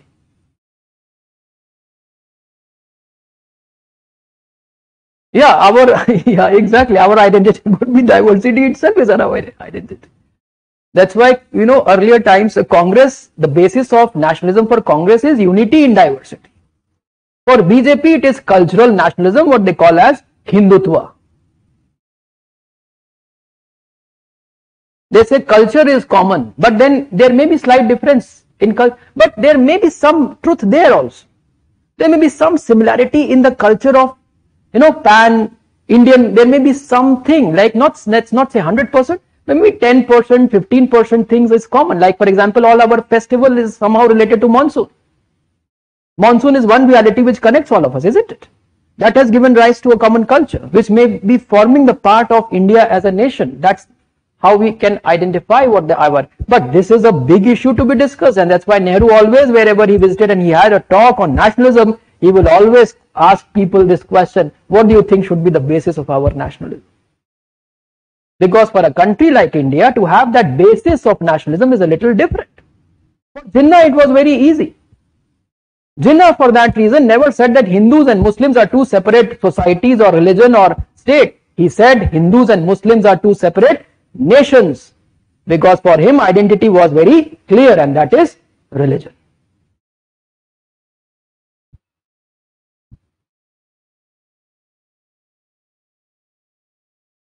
Right? Will you be able to give importance to every word that has been spoken and said before in the history also now? Like how meaningful everything is? NDA and UPA. Why have they named NDA and UPA the way it is? Indian National Congress, when it forms alliance today, it throws nationalism somewhere else. I mean, it doesn't mean that in reality it throws nationalism, but the word is not used. But BJP as a party which doesn't have nationalism in its name, when it forms alliance, there's word nationalist in that. National Democratic Alliance. Ironical, isn't it? The party whose name doesn't have nationalism forms an alliance which is having national, and the other way around. But this is interesting, and this is very meaningful. I will explain you someday when I will discuss political ideology, and I'll discuss the concept of left and right and form a matrix for you to understand all the political ideas. You will understand, and you can place all the political parties in that matrix where they can be put. And then you will understand why certain terms have been used. Everything has a very strong meaning behind it. Every political, Trinamool Congress for that matter. What is Trinamool? TMC, what is Trinamool? Trinamool is a Sanskrit word for grassroots. That's grassroots democracy. Right? DMK, AIADMK, or Bahujan Samaj. What is this Bahujan? They have a very powerful meaning behind all these terms. You can't discard. No matter a political party will be a miniature force in the system, but still the ideas are very powerful behind them. Okay? You people said we are more interested in practice. I agree with you. Practice is far more interesting. I say theory is very interesting, and practical politics is even more interesting, but it becomes even more interesting only when you are clear about the theories, when you are clear about the ideology. then you get real meaning behind everything. Okay, then after we got our, now this will be also, you say, sectional interests. Sectional interests will be there. How different interests slowly and slowly emerged. And you will be clear when you will study modern Indian history, because the first 2 units in section B is related to history. That's modern history. That's a big overlap. In fact, you have to cover almost entire modern history. You are going to use it in political science, but with a lot of depth and analysis. There you will have to read certain, some chapters from certain books I will prescribe, which will eventually help you in your GS paper also, even more. After that we got, you see, I will say that there were some new, after independence, there will be, like say, new ideas, concepts and ideologies, political ideologies applied in the Indian context. And through what? Through constitution itself, isn't it? Constitution brings in new ideas. Socialism, democracy, republic, all the words which are used in the preamble itself.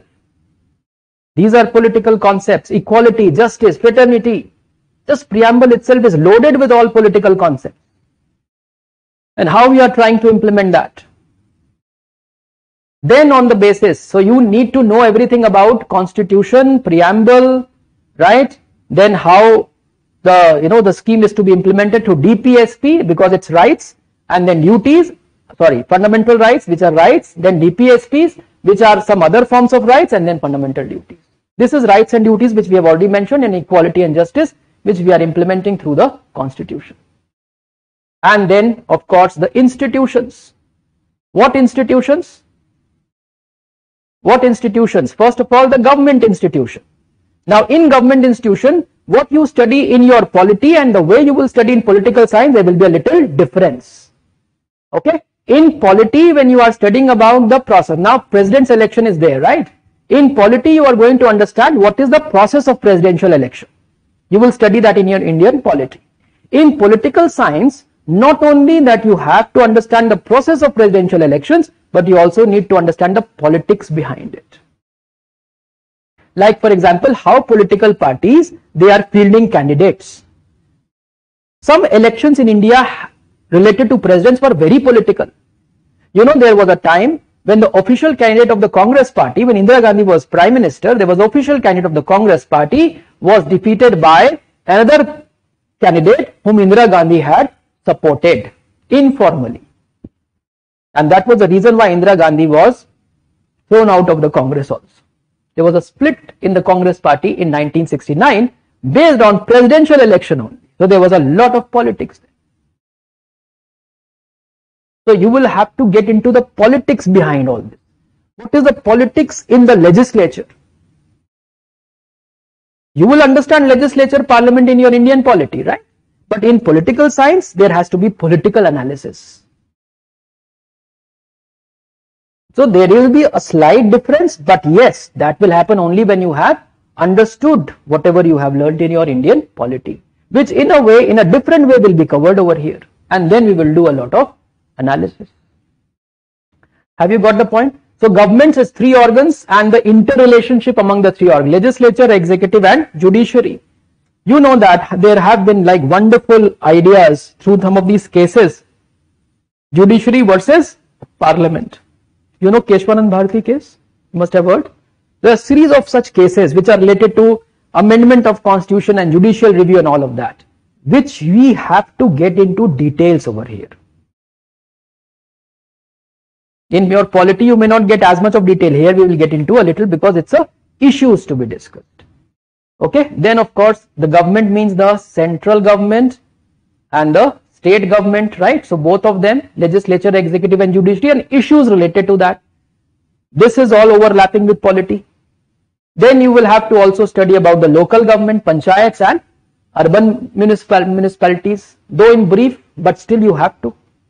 And how the transformation is happening, how politics is there, how much of political empowerment is happening. There are certain elections like in West Bengal, when panchayat elections are organized, there's a lot of violence. That's an issue. Then panchayats are supposed to bring better representation for the weaker section, but is it happening?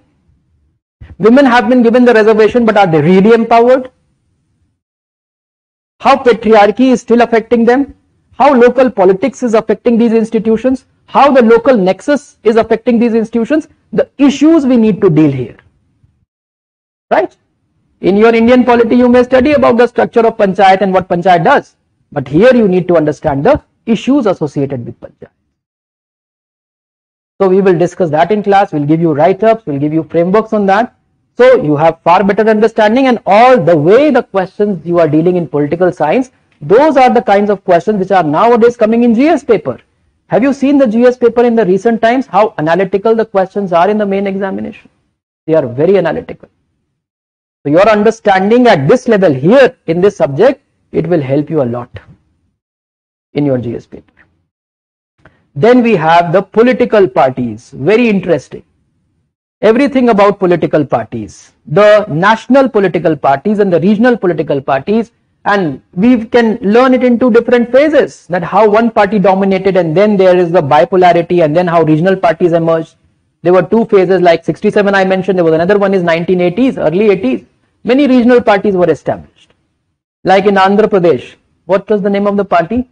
Established by someone from the film industry, N.T. Ramarao. You are from Andhra? No? Anyone? Telugu Desam Party? TDP?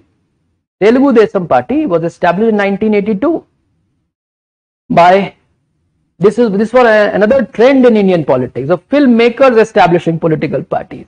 That trend still continues. In AIADMK, the same story. 1977, M.G. Ramachandran, he breaks away from DMK and forms his party, AIADMK. So this is a post-emergency phenomena. You see how much of political churning has happened after emergency also, and how what jolt was received by the Congress as a party when new regional parties emerged. Bahujan Samaj Party, BSP, was also formed in early 1980s by Kanshiram. 89 elections were another landmark.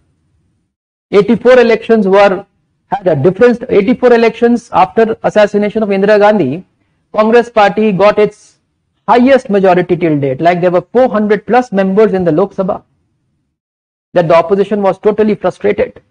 They were helpless to do anything. In 1989 elections, we had this Bofors scandal on that issue. Then Janta Dal, this story, the past story also you get. You need to know that as well. And then we'll see that what is happening in our present times. So this is another interesting aspect. The third one is institutions which are like social institutions. Social institutions will mean that voluntary organizations, NGOs and all this voluntary work, and how the movements also you can say. See, democracy, another thing we will have to learn about is the emergence and strengthening of democracy in India, which is about, of course, the institutional mechanism, the election commission, like say elections. So you will study about elections, voting, participation of people, right, and accountability, and more than that, democracy, it's about social movements also. So there is a connect over here. How people in India, they have resorted to streets to protest against the government, peaceful protest, democratic protest, and how the social movements have started. There are environmental movements, there are civil liberties movement. If you have heard of People's Union for Civil Liberties, PUCL was established by Jayaprakash Narayan after emergency. That is one of the foremost advocacy organization today. Human rights movements, tribal rights movements, child rights movements, women's movements. These movements are there in your syllabus. Had these movements not been there, democracy wouldn't have been strengthened. This is the most powerful mechanism to strengthen democracy from below. These are the things also. Then all of this, all these institutions, these new concepts, ideas, all of this is bringing in the political and economic change in the Indian society, the transformation in the Indian society. You talk about green revolution, some transformation, right? Is green revolution a political issue also or not? Green revolution is not just related to agriculture or economics, it is a political issue. First of all, it's a policy issue. You have to take a policy decision, and then when green revolution is implemented, then there are a lot of negative implications. How will you deal with that? Green revolution, some studies relate the rise of terrorism in Punjab. When it happened? Early 1980s. They see it as a result of green revolution. Because green revolution, it led to the increase in inequality. The big farmers became richer and the poorer ones became more poor. Then the youths among these sections will become easy targets. They will become more vulnerable for such mobilization, for the terrorist insurgent organizations. So everything is connected. How the planning has changed India, right? The 5-year plans, all the economic policies which we have brought, how that has brought about the socio-political change, how that has impacted politics. That eventually we had to bring in a major transformation in 1991, the process of liberalization. That is another interesting political story. In fact, I will tell you some extra readings also for your interest in free time, leisure you can do, like books like India Unbound by this person. I'm not recollecting his name, I'll tell you. In that he has explained as how the within one particular evening, on one particular evening there was a meeting in which thousands of miles of red tape was cut. Basically the reforms were brought. So you have seen many a times Dr. Manmohan Singh speaking about the economic reform, saying that he had a very strong backing of Narasimha Rao, because had that, and Narasimha Rao had told Dr. Manmohan Singh that if the economic reforms fail, then you will have to go, and if it succeeds, then all the credit will come to us. That's political, but then you have to also see the political acumen of these leaders to have carried forward those reforms. So that story also is there, which you will have to study. Economic aspects also. In that case, all these things, all these issues, right? Socio-political changes of movements, all of this is part and parcel of your post-independence history. All of it is part of your post-independence history. So there is a big overlap. This entire section B is totally overlapping with your paper 2 of GS. Entirely. Of course, whatever you will study there will help you here and vice versa. Are we clear about what is there in section B also now? And this is quite meaningful, because this is going to, this is a story of what has happened in India after independence. But for you people, politics in the center, and how politics has driven all those socio-economic and other changes.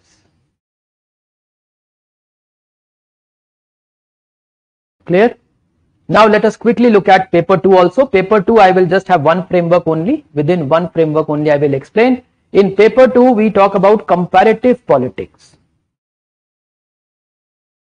Why comparative politics? You have to do the comparison. Comparison among what? Among what? What you call as nation states. Okay. Can I write NS for nation state? NS1. Suppose this is one nation state. Let's say India. NS2, UK, NS3, let's say China, right? So many nation states. Basically, international relations is about relation, and when you talk about relationship, then you have to compare one country with the other. The best practices will emerge when you will compare, isn't it? You will study in India, you will study in US, you will study then only on comparison you will bring out the best practice. That's why comparative politics. It's not just a politics of one country, it's a politics of many countries, so you will have to compare. That's why there is this comparative politics. So we are comparing, not only that we are comparing the nation states, but we are comparing the groups of nation states also. Like for example, all of this could also be seen in the form of either these countries are capitalist countries, capitalist versus socialist. So will we compare capitalist countries with socialist countries also or not? Which have succeeded more, which have succeeded less? Why there was a fall of Soviet Union? Why socialism, there was a fall of socialism altogether? Maybe socialism may re-emerge again, we never know. Why we ushered into the era of liberalization? These are the questions. Then another distinction could be made between developed countries and developing countries, developing societies. This is also a comparison. Comparative studies would be required. There are different units related to all of this, right? And when we are studying, when we are doing this comparison among the nation states, what essentially we are focusing upon? We are looking at their state also, state in comparative perspective. We are looking at government also. Some comparison, the details are not there in your syllabus. You don't have to study the governments in different countries. No, you have to study but the nature of state in different countries. Like democracy will be there in some there will be military dictatorship, in some there will be monarchies and so on. Different forms of government. But the structure of government you don't have to study. That is studied in administration, comparative studies in administration. You just have to look at the nature of state. And plus other institutions. Which institutions? Like political parties, pressure groups, or even for that matter social movements, because now we are living in the global world, right? We have we are trying to have some awareness like the Earth Hour and all that. These are global movements against global warming or human rights. Then we can look into what's happening in developed countries, what's happening in developing countries, in capitalist countries, in socialist countries, and so on. Then also plus I would say the systems we need to understand. What systems? The political system, social system, economic systems. Social system is like again the same thing. What kind of societies are they? Modern society, traditional society, developed societies, developing societies. Economies, capitalist or socialist. Then the economic change that has happened over the period of time. Not only the political, economic change will drive the political changes. You must have heard about this Bretton Woods conference. Establishment of these IMF, World Bank, and then after that we had these general agreements on trade and tariff, GATT. So from GATT we started to talk about the trade relationship among countries till the establishment of WTO in 1995. So this entire story you need to know, the economic aspect and the international relations in that.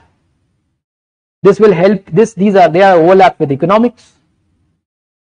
Whatever you will study here as part of WTO will help a lot in your external affairs in economics, external sector. So we say from GATT, or better say Bretton Woods to GATT to WTO, this entire story. This is like the part of economic system. Whatever is happening in the world, this is all about the conduct of, I would say, conduct of international relations. Right? This is where the nations are interacting, nation states are interacting, but what is also there is United Nations and its agencies. They are also playing a role. Then you have the regional organizations, trading blocs. These are some new frameworks which have emerged, which is impacting international relations. This is also there in your syllabus. Then conduct of these international relations, you will have to see that in different phases. What are the phases? Phases could be pre-Cold War times, Cold War times, post-Cold War times, and the recent contemporary times. Isn't it? So different phases could be, let's say, pre-Cold War. Pre-Cold War will be very brief for us. Cold War, post-Cold War. You understand Cold War, right? And then, like you can say LPG, liberalization, globalization, privatization, and the recent times, what is happening? What is happening today? What polarity is there? Is it bipolar, multipolar, unipolar? What type of world is it? Some analysis has to be there, and we should be able to foresee as to how things will happen, what will happen, who will become the superpower. Geopolitics will also get involved there. then here you will have, this will become very interesting because you will have to read some analytical write-ups will circulate from Word Focus and all those magazines. As part of, now you see, when we are doing comparative, this is about politics, is what we say comparative politics, or you can say studies, right? For what purpose? Now there will be theories and approaches to study them all. Theories. Here in the theories there will be concepts. Concepts to explain the realities of the world. How will you explain what is happening? Like India, if it has to pursue its interest, what concept do we have to focus on? What are the concepts? Concept is of national interest, isn't it? We have to take care of national interest, national power. What makes a country more powerful? What are the factors that makes a country powerful? You will find that only those countries, someone has said this, we will see the theoreticians, only those countries can become powerful, those who have the capacity of producing food for their own people. If you are dependent for food on other countries, you will not be able to become powerful. Then there are many other factors. I just mentioned one of it. So there are determinants of national power. National security. What are the determinants? What are the components? What are the manifestations of national security? And you say balance of power. I don't know if you have heard of this term, balance of power. Many countries coming together, either, or there is like, no, some countries they balance their power in a way that there is a peace and stability, because everyone knows that the other country is also powerful, so you will not be showing any aggression.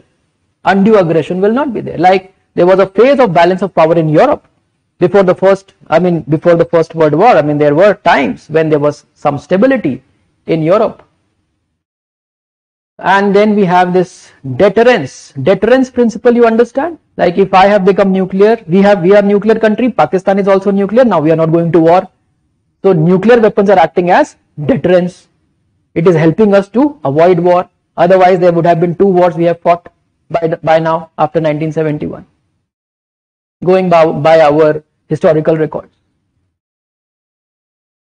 These are the concepts which we need to understand in detail. And then on the basis of these concepts, and on the basis of the theories and approaches, we will determine Indian foreign policy. Because India will pursue its own interests and obligations. How it will achieve its national security, national interest, achieve national power, show some deterrence. All these things will be used to set the foreign policy goals.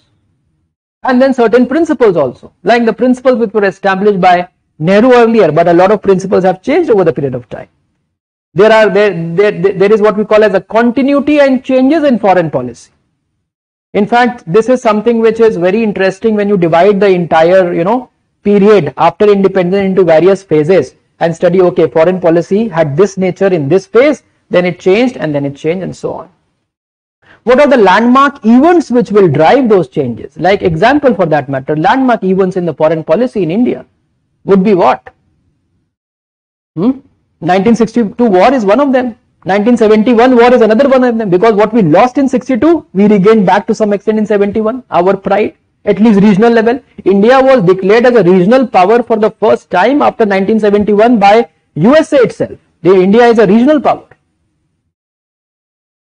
And then 1998, the nuclear weapons state we became. Economic reforms will also be a landmark. 1991, because we will revise our foreign policy, because we have to balance equations. In fact, 1971, before that war, India also signed a treaty of friendship with Russia, with Soviet Union there. So there was a tilt, when Indira Gandhi's time, there was a tilt towards Soviet Union. When Mr. Morarji Desai became the Prime Minister, then their foreign policy goal was a neutral non-alignment. They says that we will bring in genuine non-alignment, because they were accusing Indira Gandhi of tilting towards Soviet Union. Indira Gandhi comes back to power, again there will be revisions, right? With the change at the helms, that means the change of leadership and the change of party, there is changes in the foreign, slight changes. But maybe the basic ethos remains the same. Certain principles have remained intact over the period of time. You need to understand What remains intact throughout? What is changing? What is static? What is dynamic? What is fluid? Or what may be gaseous also? Are we getting it? There are different ways of doing the analysis also. There are powerful analytical tools which you will get slowly empowered later on. First you need to understand basics. First you need to cover the syllabus, and slowly your ability to analyze will be slowly, through application it will improve. Then question and answer. Question and answer is not a big deal here, and we will discuss a lot of question answer in the class, because ultimately your entire knowledge have to be produced, right?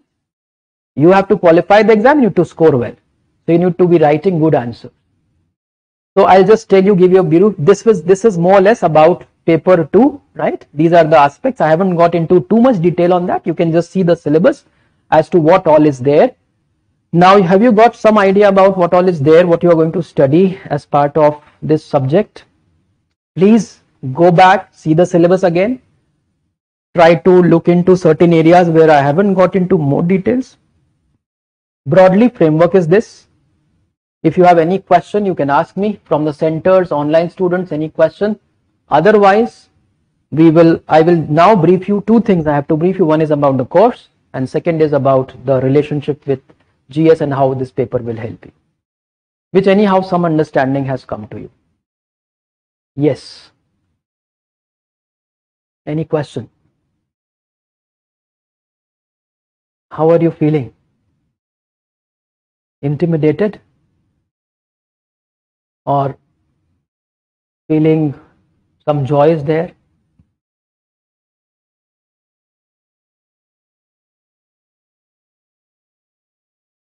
Come on, say something at least, ask some question. What books you have to read? Okay, books, I will tell you about the course itself, what we are doing, and then of course, if in any case some of you want to study by yourself, then I'll tell you books also. Though one problem is with books is that books are not very well organized. That's a big problem. Not as per the demand of the, for paper 2 in international relations, there used to be a very good book earlier, which was entirely on the basis of your syllabus of UPSC, but that publication has stopped since 2014. Now you don't have that book. Some of you may be lucky enough to get the older edition also, you should get it. Okay, though it may not be updated, but somehow it will help you to cover some topics. But then I don't think it will be required, because the way we will be, if you are part of the class, you won't require it, because we will give you all the required literature, material, everything.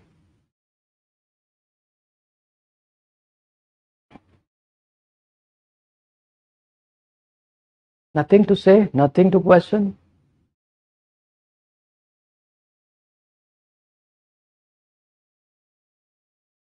What is the takeaway? At least tell me that. Have you learned something? You have. Politics is clear at least. What is politics? What is political? Right? And then of course, like, what is the, the intensity of the topics, how it is related to everything else. Their relevance in your world. A lot happening today in the current affairs. Better current affairs you will better understand only when you know the background, when you know the theories, when you know the concepts. Then you can analyze even the current affairs even better, based upon that political. And see, I consider political science to be the foundation of all the sciences.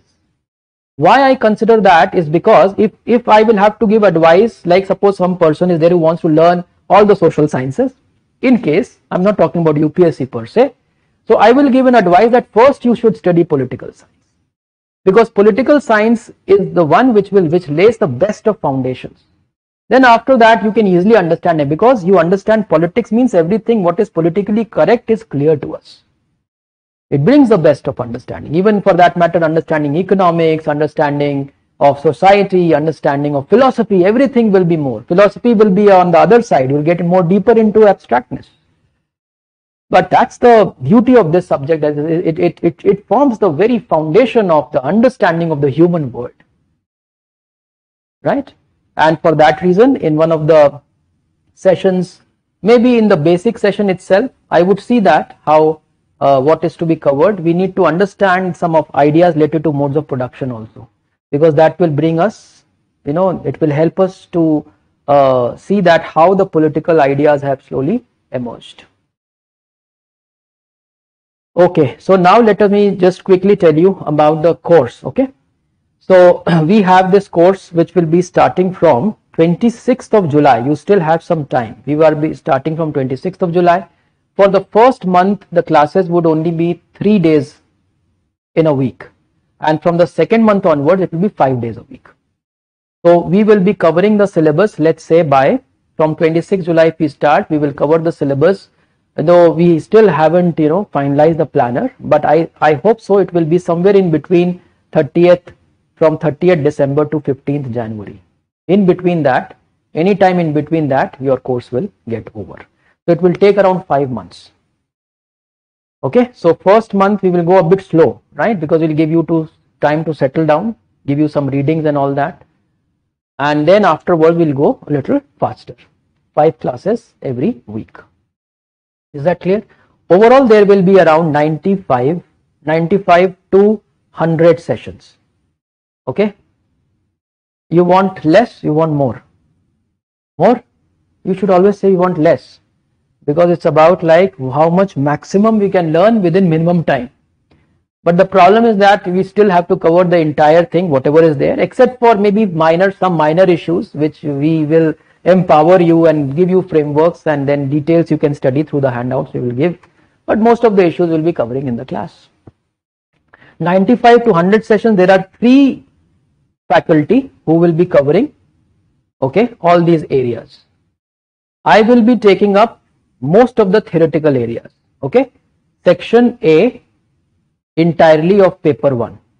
Okay, I will take some portions of section B also, and then some portions of section A of paper 2, which is theoretical. Overall, I will be taking, let's say, somewhere around 60%, say around 55 to 60, let's say 55 to 60% of class I will be taking. Okay, 60% around classes I will be taking. Then we have Dr. Smita, who's an expert in Indian government and politics. She will be taking around 22 to 23 sessions. And the third person is Mr. D. Arya, who is an expert in international law, and he has expertise in international relations. So he will be taking most of the areas of foreign policy with you, right? Indian foreign policy and some areas. So let's say some portions of section A of paper 1 and Indian foreign policy, that is section B. So he will also be taking, let's say, around 20 sessions. Is that clear? So maybe in the initial sessions, when we are having the foundation itself, they may just come and interact with you also, so that you get an idea, because we are working as a team, and because different people have different expertise, which should maximize things for you, right? But one thing is clear is that, one thing should be very clear is that we will stick to the standards, which is of prime most important to me at least. Right, I'm telling you that I cannot see that any of the sessions is not creating or generating as much of value for you. All 95 sessions should generate as much of value for you. All the sessions should be as powerful for you, and you also will have to contribute. Because if you are laid back, if you are not putting what is required from your side, then it will be a difficulty.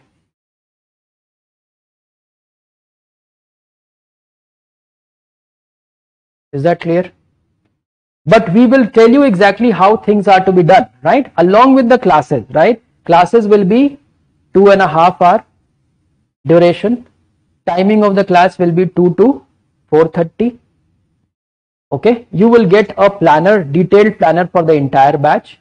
Along with that, classes, we will give every detail, what all is going to be covered, which day.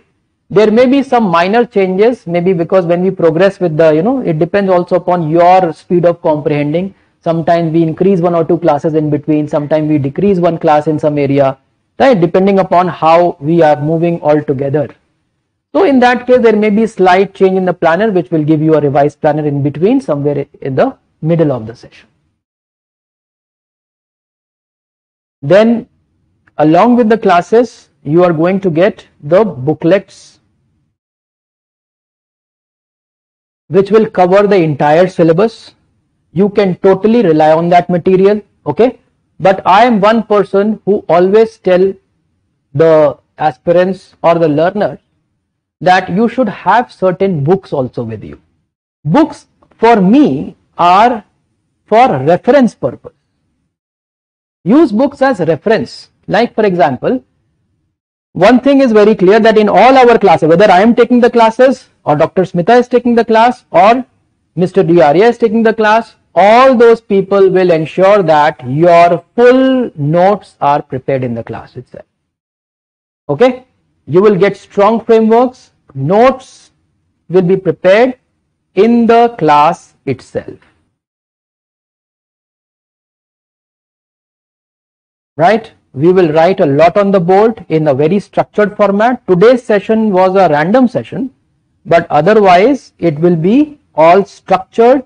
Whatever we will write, you will write down. And why you see that? Why it helps to write down? Because when you are noting down also alongside, this is like a reinforcement of your understanding, because you remember things. And it will be well synchronized with the explanation. So it will go. You will not even get to know that when are you writing, when are you not writing, listening, understanding. It will be all synchronized. And we generally avoid dictations in the class. Okay, we generally avoid dictations in the class. But sometime, if something very analytical is to be written like 2-3 lines in between, right, then I'll dictate. Because if you have to write something analytical, I will not leave it to you that you will be able to write. I may dictate also. But most of the things will come in an organized framework. Right? What is required for you to remember, and the expressions will also be self-explanatory. Notes will be helpful for you to even write your answers. Because otherwise when you are studying from books, everything is haywire. Nothing is organized in books. I mean, if you look at the syllabus of UPSC and you look at the books and then randomly you will turn pages in this book and the other book, nothing is organized. That's a big problem. And this is true for all the optionals, not only this. But there your booklets, the material which will be given to you will be helpful. Like you remember everything, whatever we have discussed in the class, and then go back and read that from the booklet also. In the booklet, whatever we have explained a lot more, certain things will be given a little more in an explanatory format in those booklets. And the books will be used only for reference purpose, means that for filling the gaps. Suppose I have discussed some topics with you in the class. You have studied the booklet also. Still you feel like, okay, let me read that chapter also. Read the chapter from book also. Not every chapter. Maybe certain areas where you are not getting the confidence. Right? But you will definitely get the confidence. You leave everything to me to bring the best of understanding for you as far as this subject is concerned. The moment we will cover section A of paper 1, see section A of paper 1, section A of paper 1 is the heart and soul of the entire syllabus. If this much is clear, everything will be clear. This is not 50%, sorry, not 25% of the entire syllabus. I say this is like 50% of the entire syllabus. It is that important. Everything is based upon this understanding. All these theories. Even if you cover this much, I know you will have enough empowerment that you can deal by yourself also. I mean, I'm just telling you, though you don't have to do that. But that's the power of section A of paper 1. So you will be using the books for reference purpose. What are the books? You want the name of the books also right now? Yes. No, see, it's something which can be circulated also, which we can post also if you want, or those who are interested. In the class, anyhow, I will discuss, I will tell also, I mean, every day when we are covering, I can tell you also extra readings, please go and read this chapter from this book. You don't have to read the entire books, you will have to do selective readings, right, for strengthening your concepts. The one book which you should read, and maybe you can start reading also by now, first you do cover the NCERT, right? Your polity NCERT, one NCERT, that is political theory also you will cover, and then Indian government and politics. So all the political science NCERTs, okay, for of 11th and 12th. This much you can just read before the classes start. Another one wonderful book, the best book, I consider it, I don't know whether it is the best book or not, but people who are preparing for UPSC and within limited time frame, one book which brings the best of understanding, it's a wonderful book, I have found it to be very good, is Political Theory by O.P. Gaba. Okay, Political Theory by O.P. Gaba.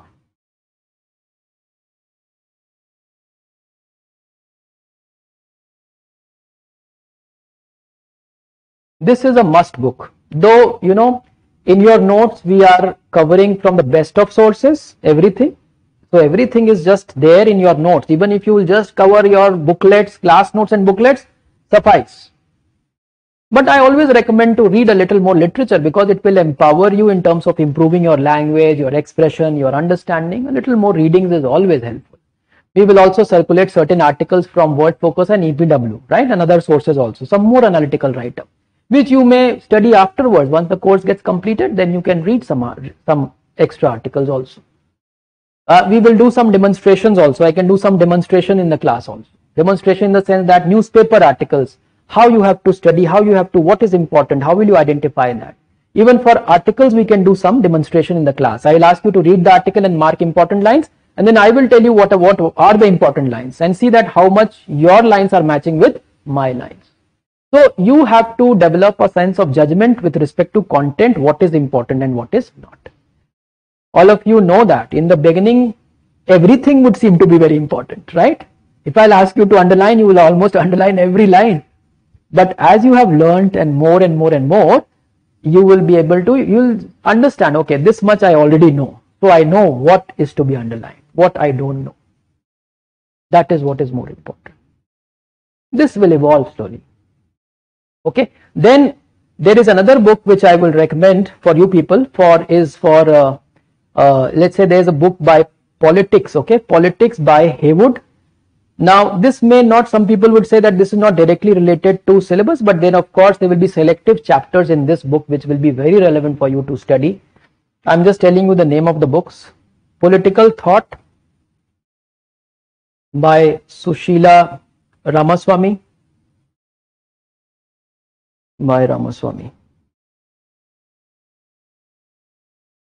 Sushila Ramaswamy, S. Ramaswamy. There is a Political Thought book by C.L. Vapor also, if you want to refer. C.L. Vapor. This will be readily available though in the market. And there is a book, the best book generally prescribed is Sabine. But Sabine is a very complicated, I mean, it's better you don't study from Sabine. We would include everything important from that book in our literature. Anyhow, you don't have to worry about these books, or only for reference purpose, right? Secondary. Those who are part and parcel of the class, you don't have to worry much. We will tell you. But then in case if you are doing it by yourself, then you can refer some of these books. There's a book also by Andrew Haywood's books are very good actually. There's a book, Political Ideology, also by Andrew Haywood, which is a wonderful book. Okay. So political in case, but this will be a quite elaborate literature. Political Ideology by Haywood. But some people may not find that this is quite elaborate. So you can do again selectively. Maybe you can refer one or two more important like liberalism, socialism, and conservatism. You can study. Rest of the things you may not study also. It depends. What is more important can be done selectively.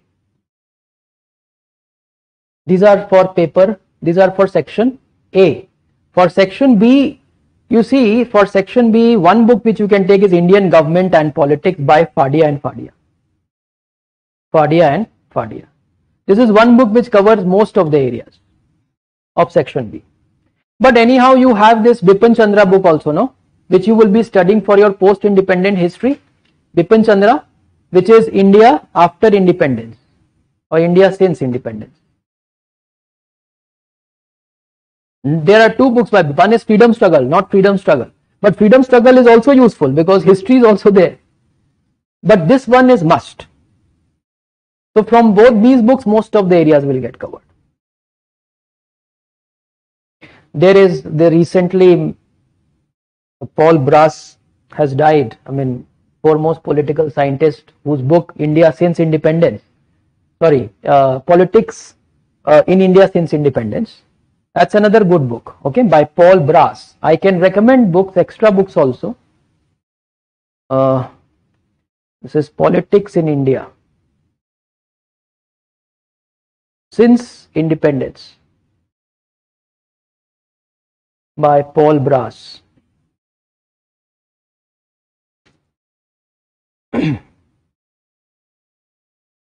Then for paper 2, Globalization of Word Politics. This is a very elaborate book. Again, reference selective readings. That also will be told to you what to do, what not to do, okay, by Bayliss and Smith.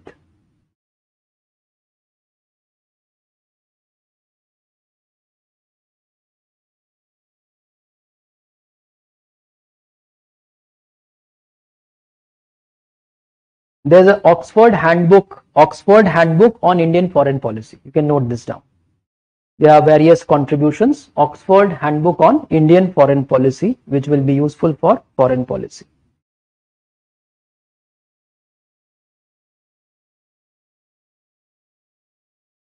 Then there is a book on theories on international relations by Mahendra Kumar. But I won't say don't buy this book, okay. This may be, if required, we can give you something, maybe some write-up, some important pages, chapters from this also. Otherwise, anyhow, we will integrate in the class notes. But if you are studying by yourself, then you can think of buying this book also. Because in international, relations, the one good book as such, it will be difficult for you. There's another book on international relations by V.N. Khanna. And last one. Now, don't think of buying all the books, okay? Don't think about buying all the books. I will just repeat what exactly you can do. IR by V.N. Khanna. And then there is a book by V.P. Dutt on Indian Foreign Policy. Indian Foreign Policy by V.P. Dutt. So foreign policy I have told you two, right? Oxford Handbook and a book by V.P. Dutt. Maximum.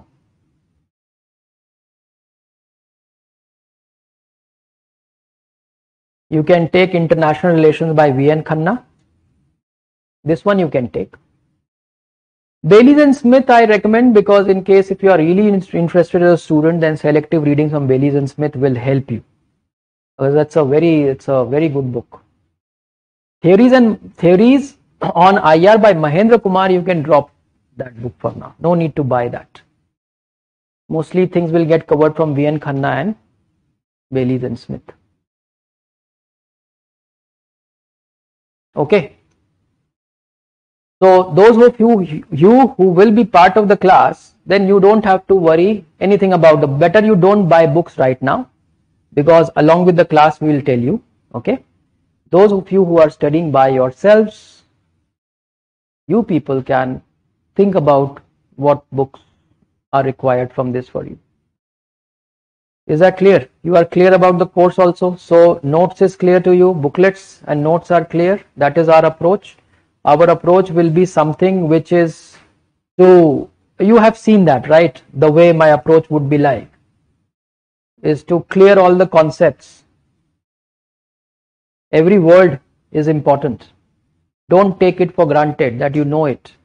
even for that matter politics, and everything could be explained more and more. And you should develop this ability. When you develop the ability first of explanation and then of analysis, that's what is required. So all the required skill, whether it is how do you produce the answer, write the answer writing skills, we'll have some extra sessions in between along with the class itself. Like let's say after having covered some classes, I will start discussing question answer.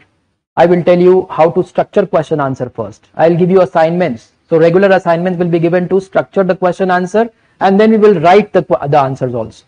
I'll tell you how the answers need to be written. There is an art and science of answer writing also which will be discussed. How to write introductions, how to write conclusions in the answers. Then the assignments will be regularly given to you. You'll have to write, like as a test we will be posting, right? So as a test you will get certain questions, assignments you will submit, you will be given marks on that, and then there will be few unit wise tests also. Like section A gets completed, there will be one test, full-fledged test. Okay, then this is how like 4 to 5 tests overall will be there. Apart from that, there will be all these assignment tests in between, right? So that you improve your writing skills, analytical skills also alongside. So this will go hand in hand. That's about the course. How it helps in GS, I think is more or less clear to you. Paper 2 of GS paper, you have seen the entire paper 2. Whatever you study there is going to help you here. Whatever you are studying in section B as also in foreign policy, because and even international organization, you see all international organizations are also there in paper 2. Bilateral, entire paper 2, it will help you. But yes, in this section B, things will become a little more political. So you have to also analyze them politically. That you will be empowered with how you have to do it. Then in paper 1, there are a lot of overlaps. World history. You see all the ideologies are mentioned there, and world historical events are required to understand even politics. Without understanding Renaissance, Reformation, Industrial Evolution, how will you understand all these political thinkers? In their context, background, we will discuss all of that also. Same will go in international relations. It is said that, it is generally said that history is past politics and politics is the history in the making. Isn't it? So whatever you are studying in history, it is related to politics and vice versa.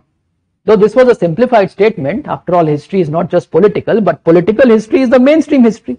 Then there is cultural, economic, administrative and other aspects also. But political history is mainstream. So a lot of overlap in paper 1, even society, Indian society like communalism and secularization of society. There is issues related to women, because women movement is there in your syllabus. So a lot of issues in social issues and social justice also there will be overlap. See the syllabus, figure it out. What are the overlaps in social issues in world history? Overlap in entire paper 2. In paper 3 also there may be few overlaps like land reforms. Okay, political economy of India, economic reforms, liberalization, planning, all of this will be there as part of paper 3 related to economics. Then paper 4, when you are studying about philosophers, in your ethics paper, you are going to study about philosophers and thinkers. So many of them you had already covered in your political philosophy, like Aristotle and Plato and all their ideas. It's just that it will be another, in ethics paper, there will be slightly more philosophical content also related. But I try to cover that philosophical content even in these classes because it will help you to understand better the political content. Clear? So will you do one exercise today? Please go back, look at the syllabus in detail once again of political science and IR, look at the syllabus of GS and see the overlaps also. Have a better understanding. You can take down my number also in case if you have any questions, you can WhatsApp me, maybe if required more elaboration, you can call me afterwards also, we'll discuss.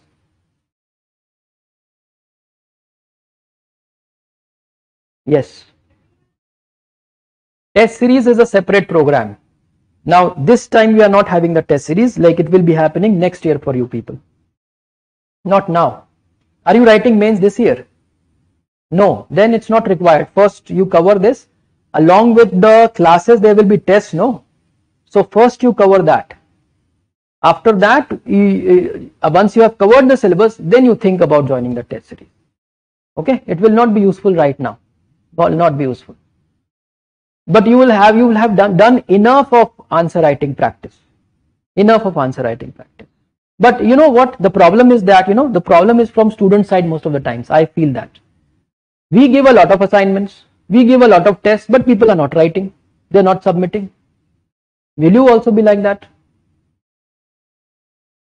Will you be like that only? I mean, it's good for us. We will have to evaluate those copies. Please don't do that. Please be sincere, right? Like, try to maximize in terms of learning, whether it is in the class, outside the class.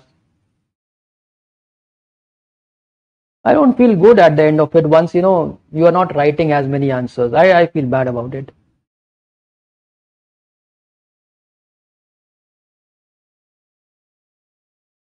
Any other question you have?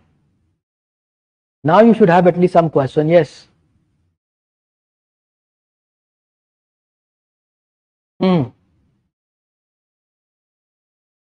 Have you done the other workshop? You have. What do you think now? Okay. You are still not able to get a clarity about the difference between the two. Overlapping with GS. This is not non-factor here. Non-factor.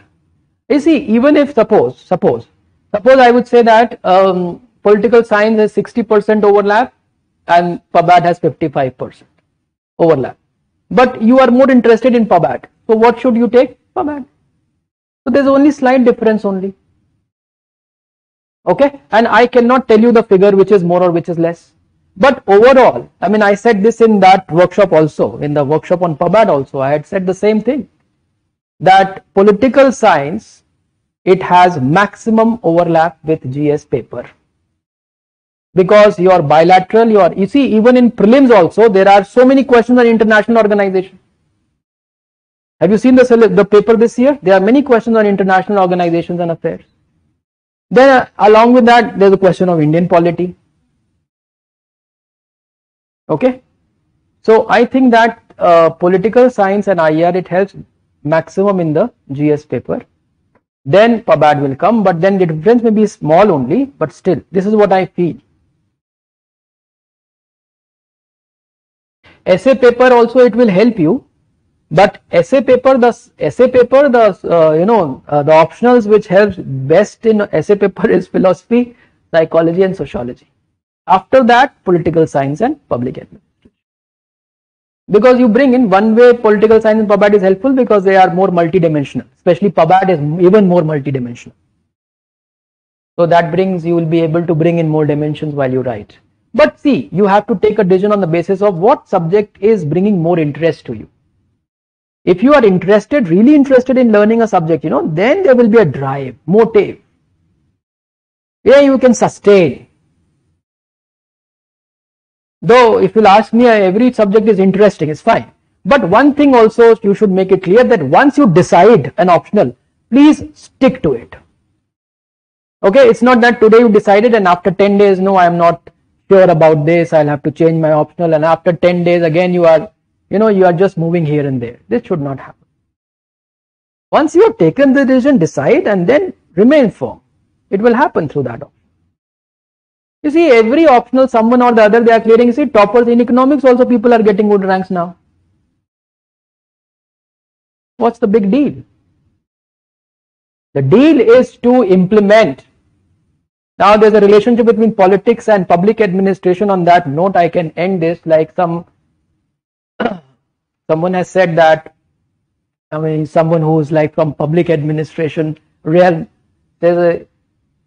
let the fools contest what be the form of the government.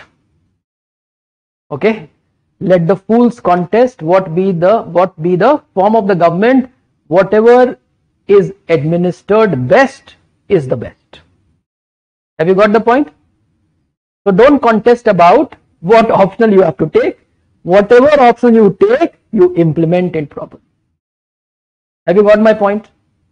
That's not a big deal. Big deal is to implement what you decide to take, is to remain committed. Done. Shall we end the session then on this note? Yes, at least good that you have questions. I'm happy. morning, it will not be possible. No, that will not be possible. Why? Because we are occupied. We are also occupied, no?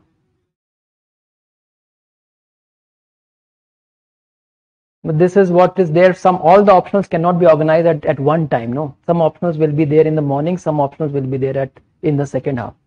We do not have the, all technological resources or, everything, like there is the classes are online also, VSAT also, so it will not become possible. There are limitations. And either the faculties are all free all the time that they can take the class at that point of time, because I take class in PubAd also, I take class in Pol Science also. Then we will have our GS classes also at the other centers, no? So there are a lot of issues.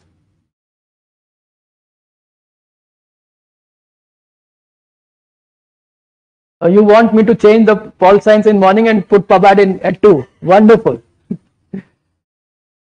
No, there are other issues because there are other faculties also involved. No, the faculties and the combination of classes are different. So at that point of time, whatever is feasible for us, we have decided that. You will have to do with this only. Now, see, these are small issues. Come on, why are you bothering about smaller issues? Go back, take small rest and come back here. Don't dwell into these shallow, issues and waters.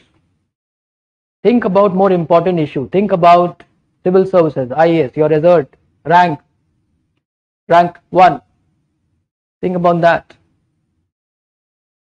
Everything else will be taken care of. Okay? That's it. Okay, so hope to see you all. Maybe, I think I told you the date when we are starting, right? Yeah.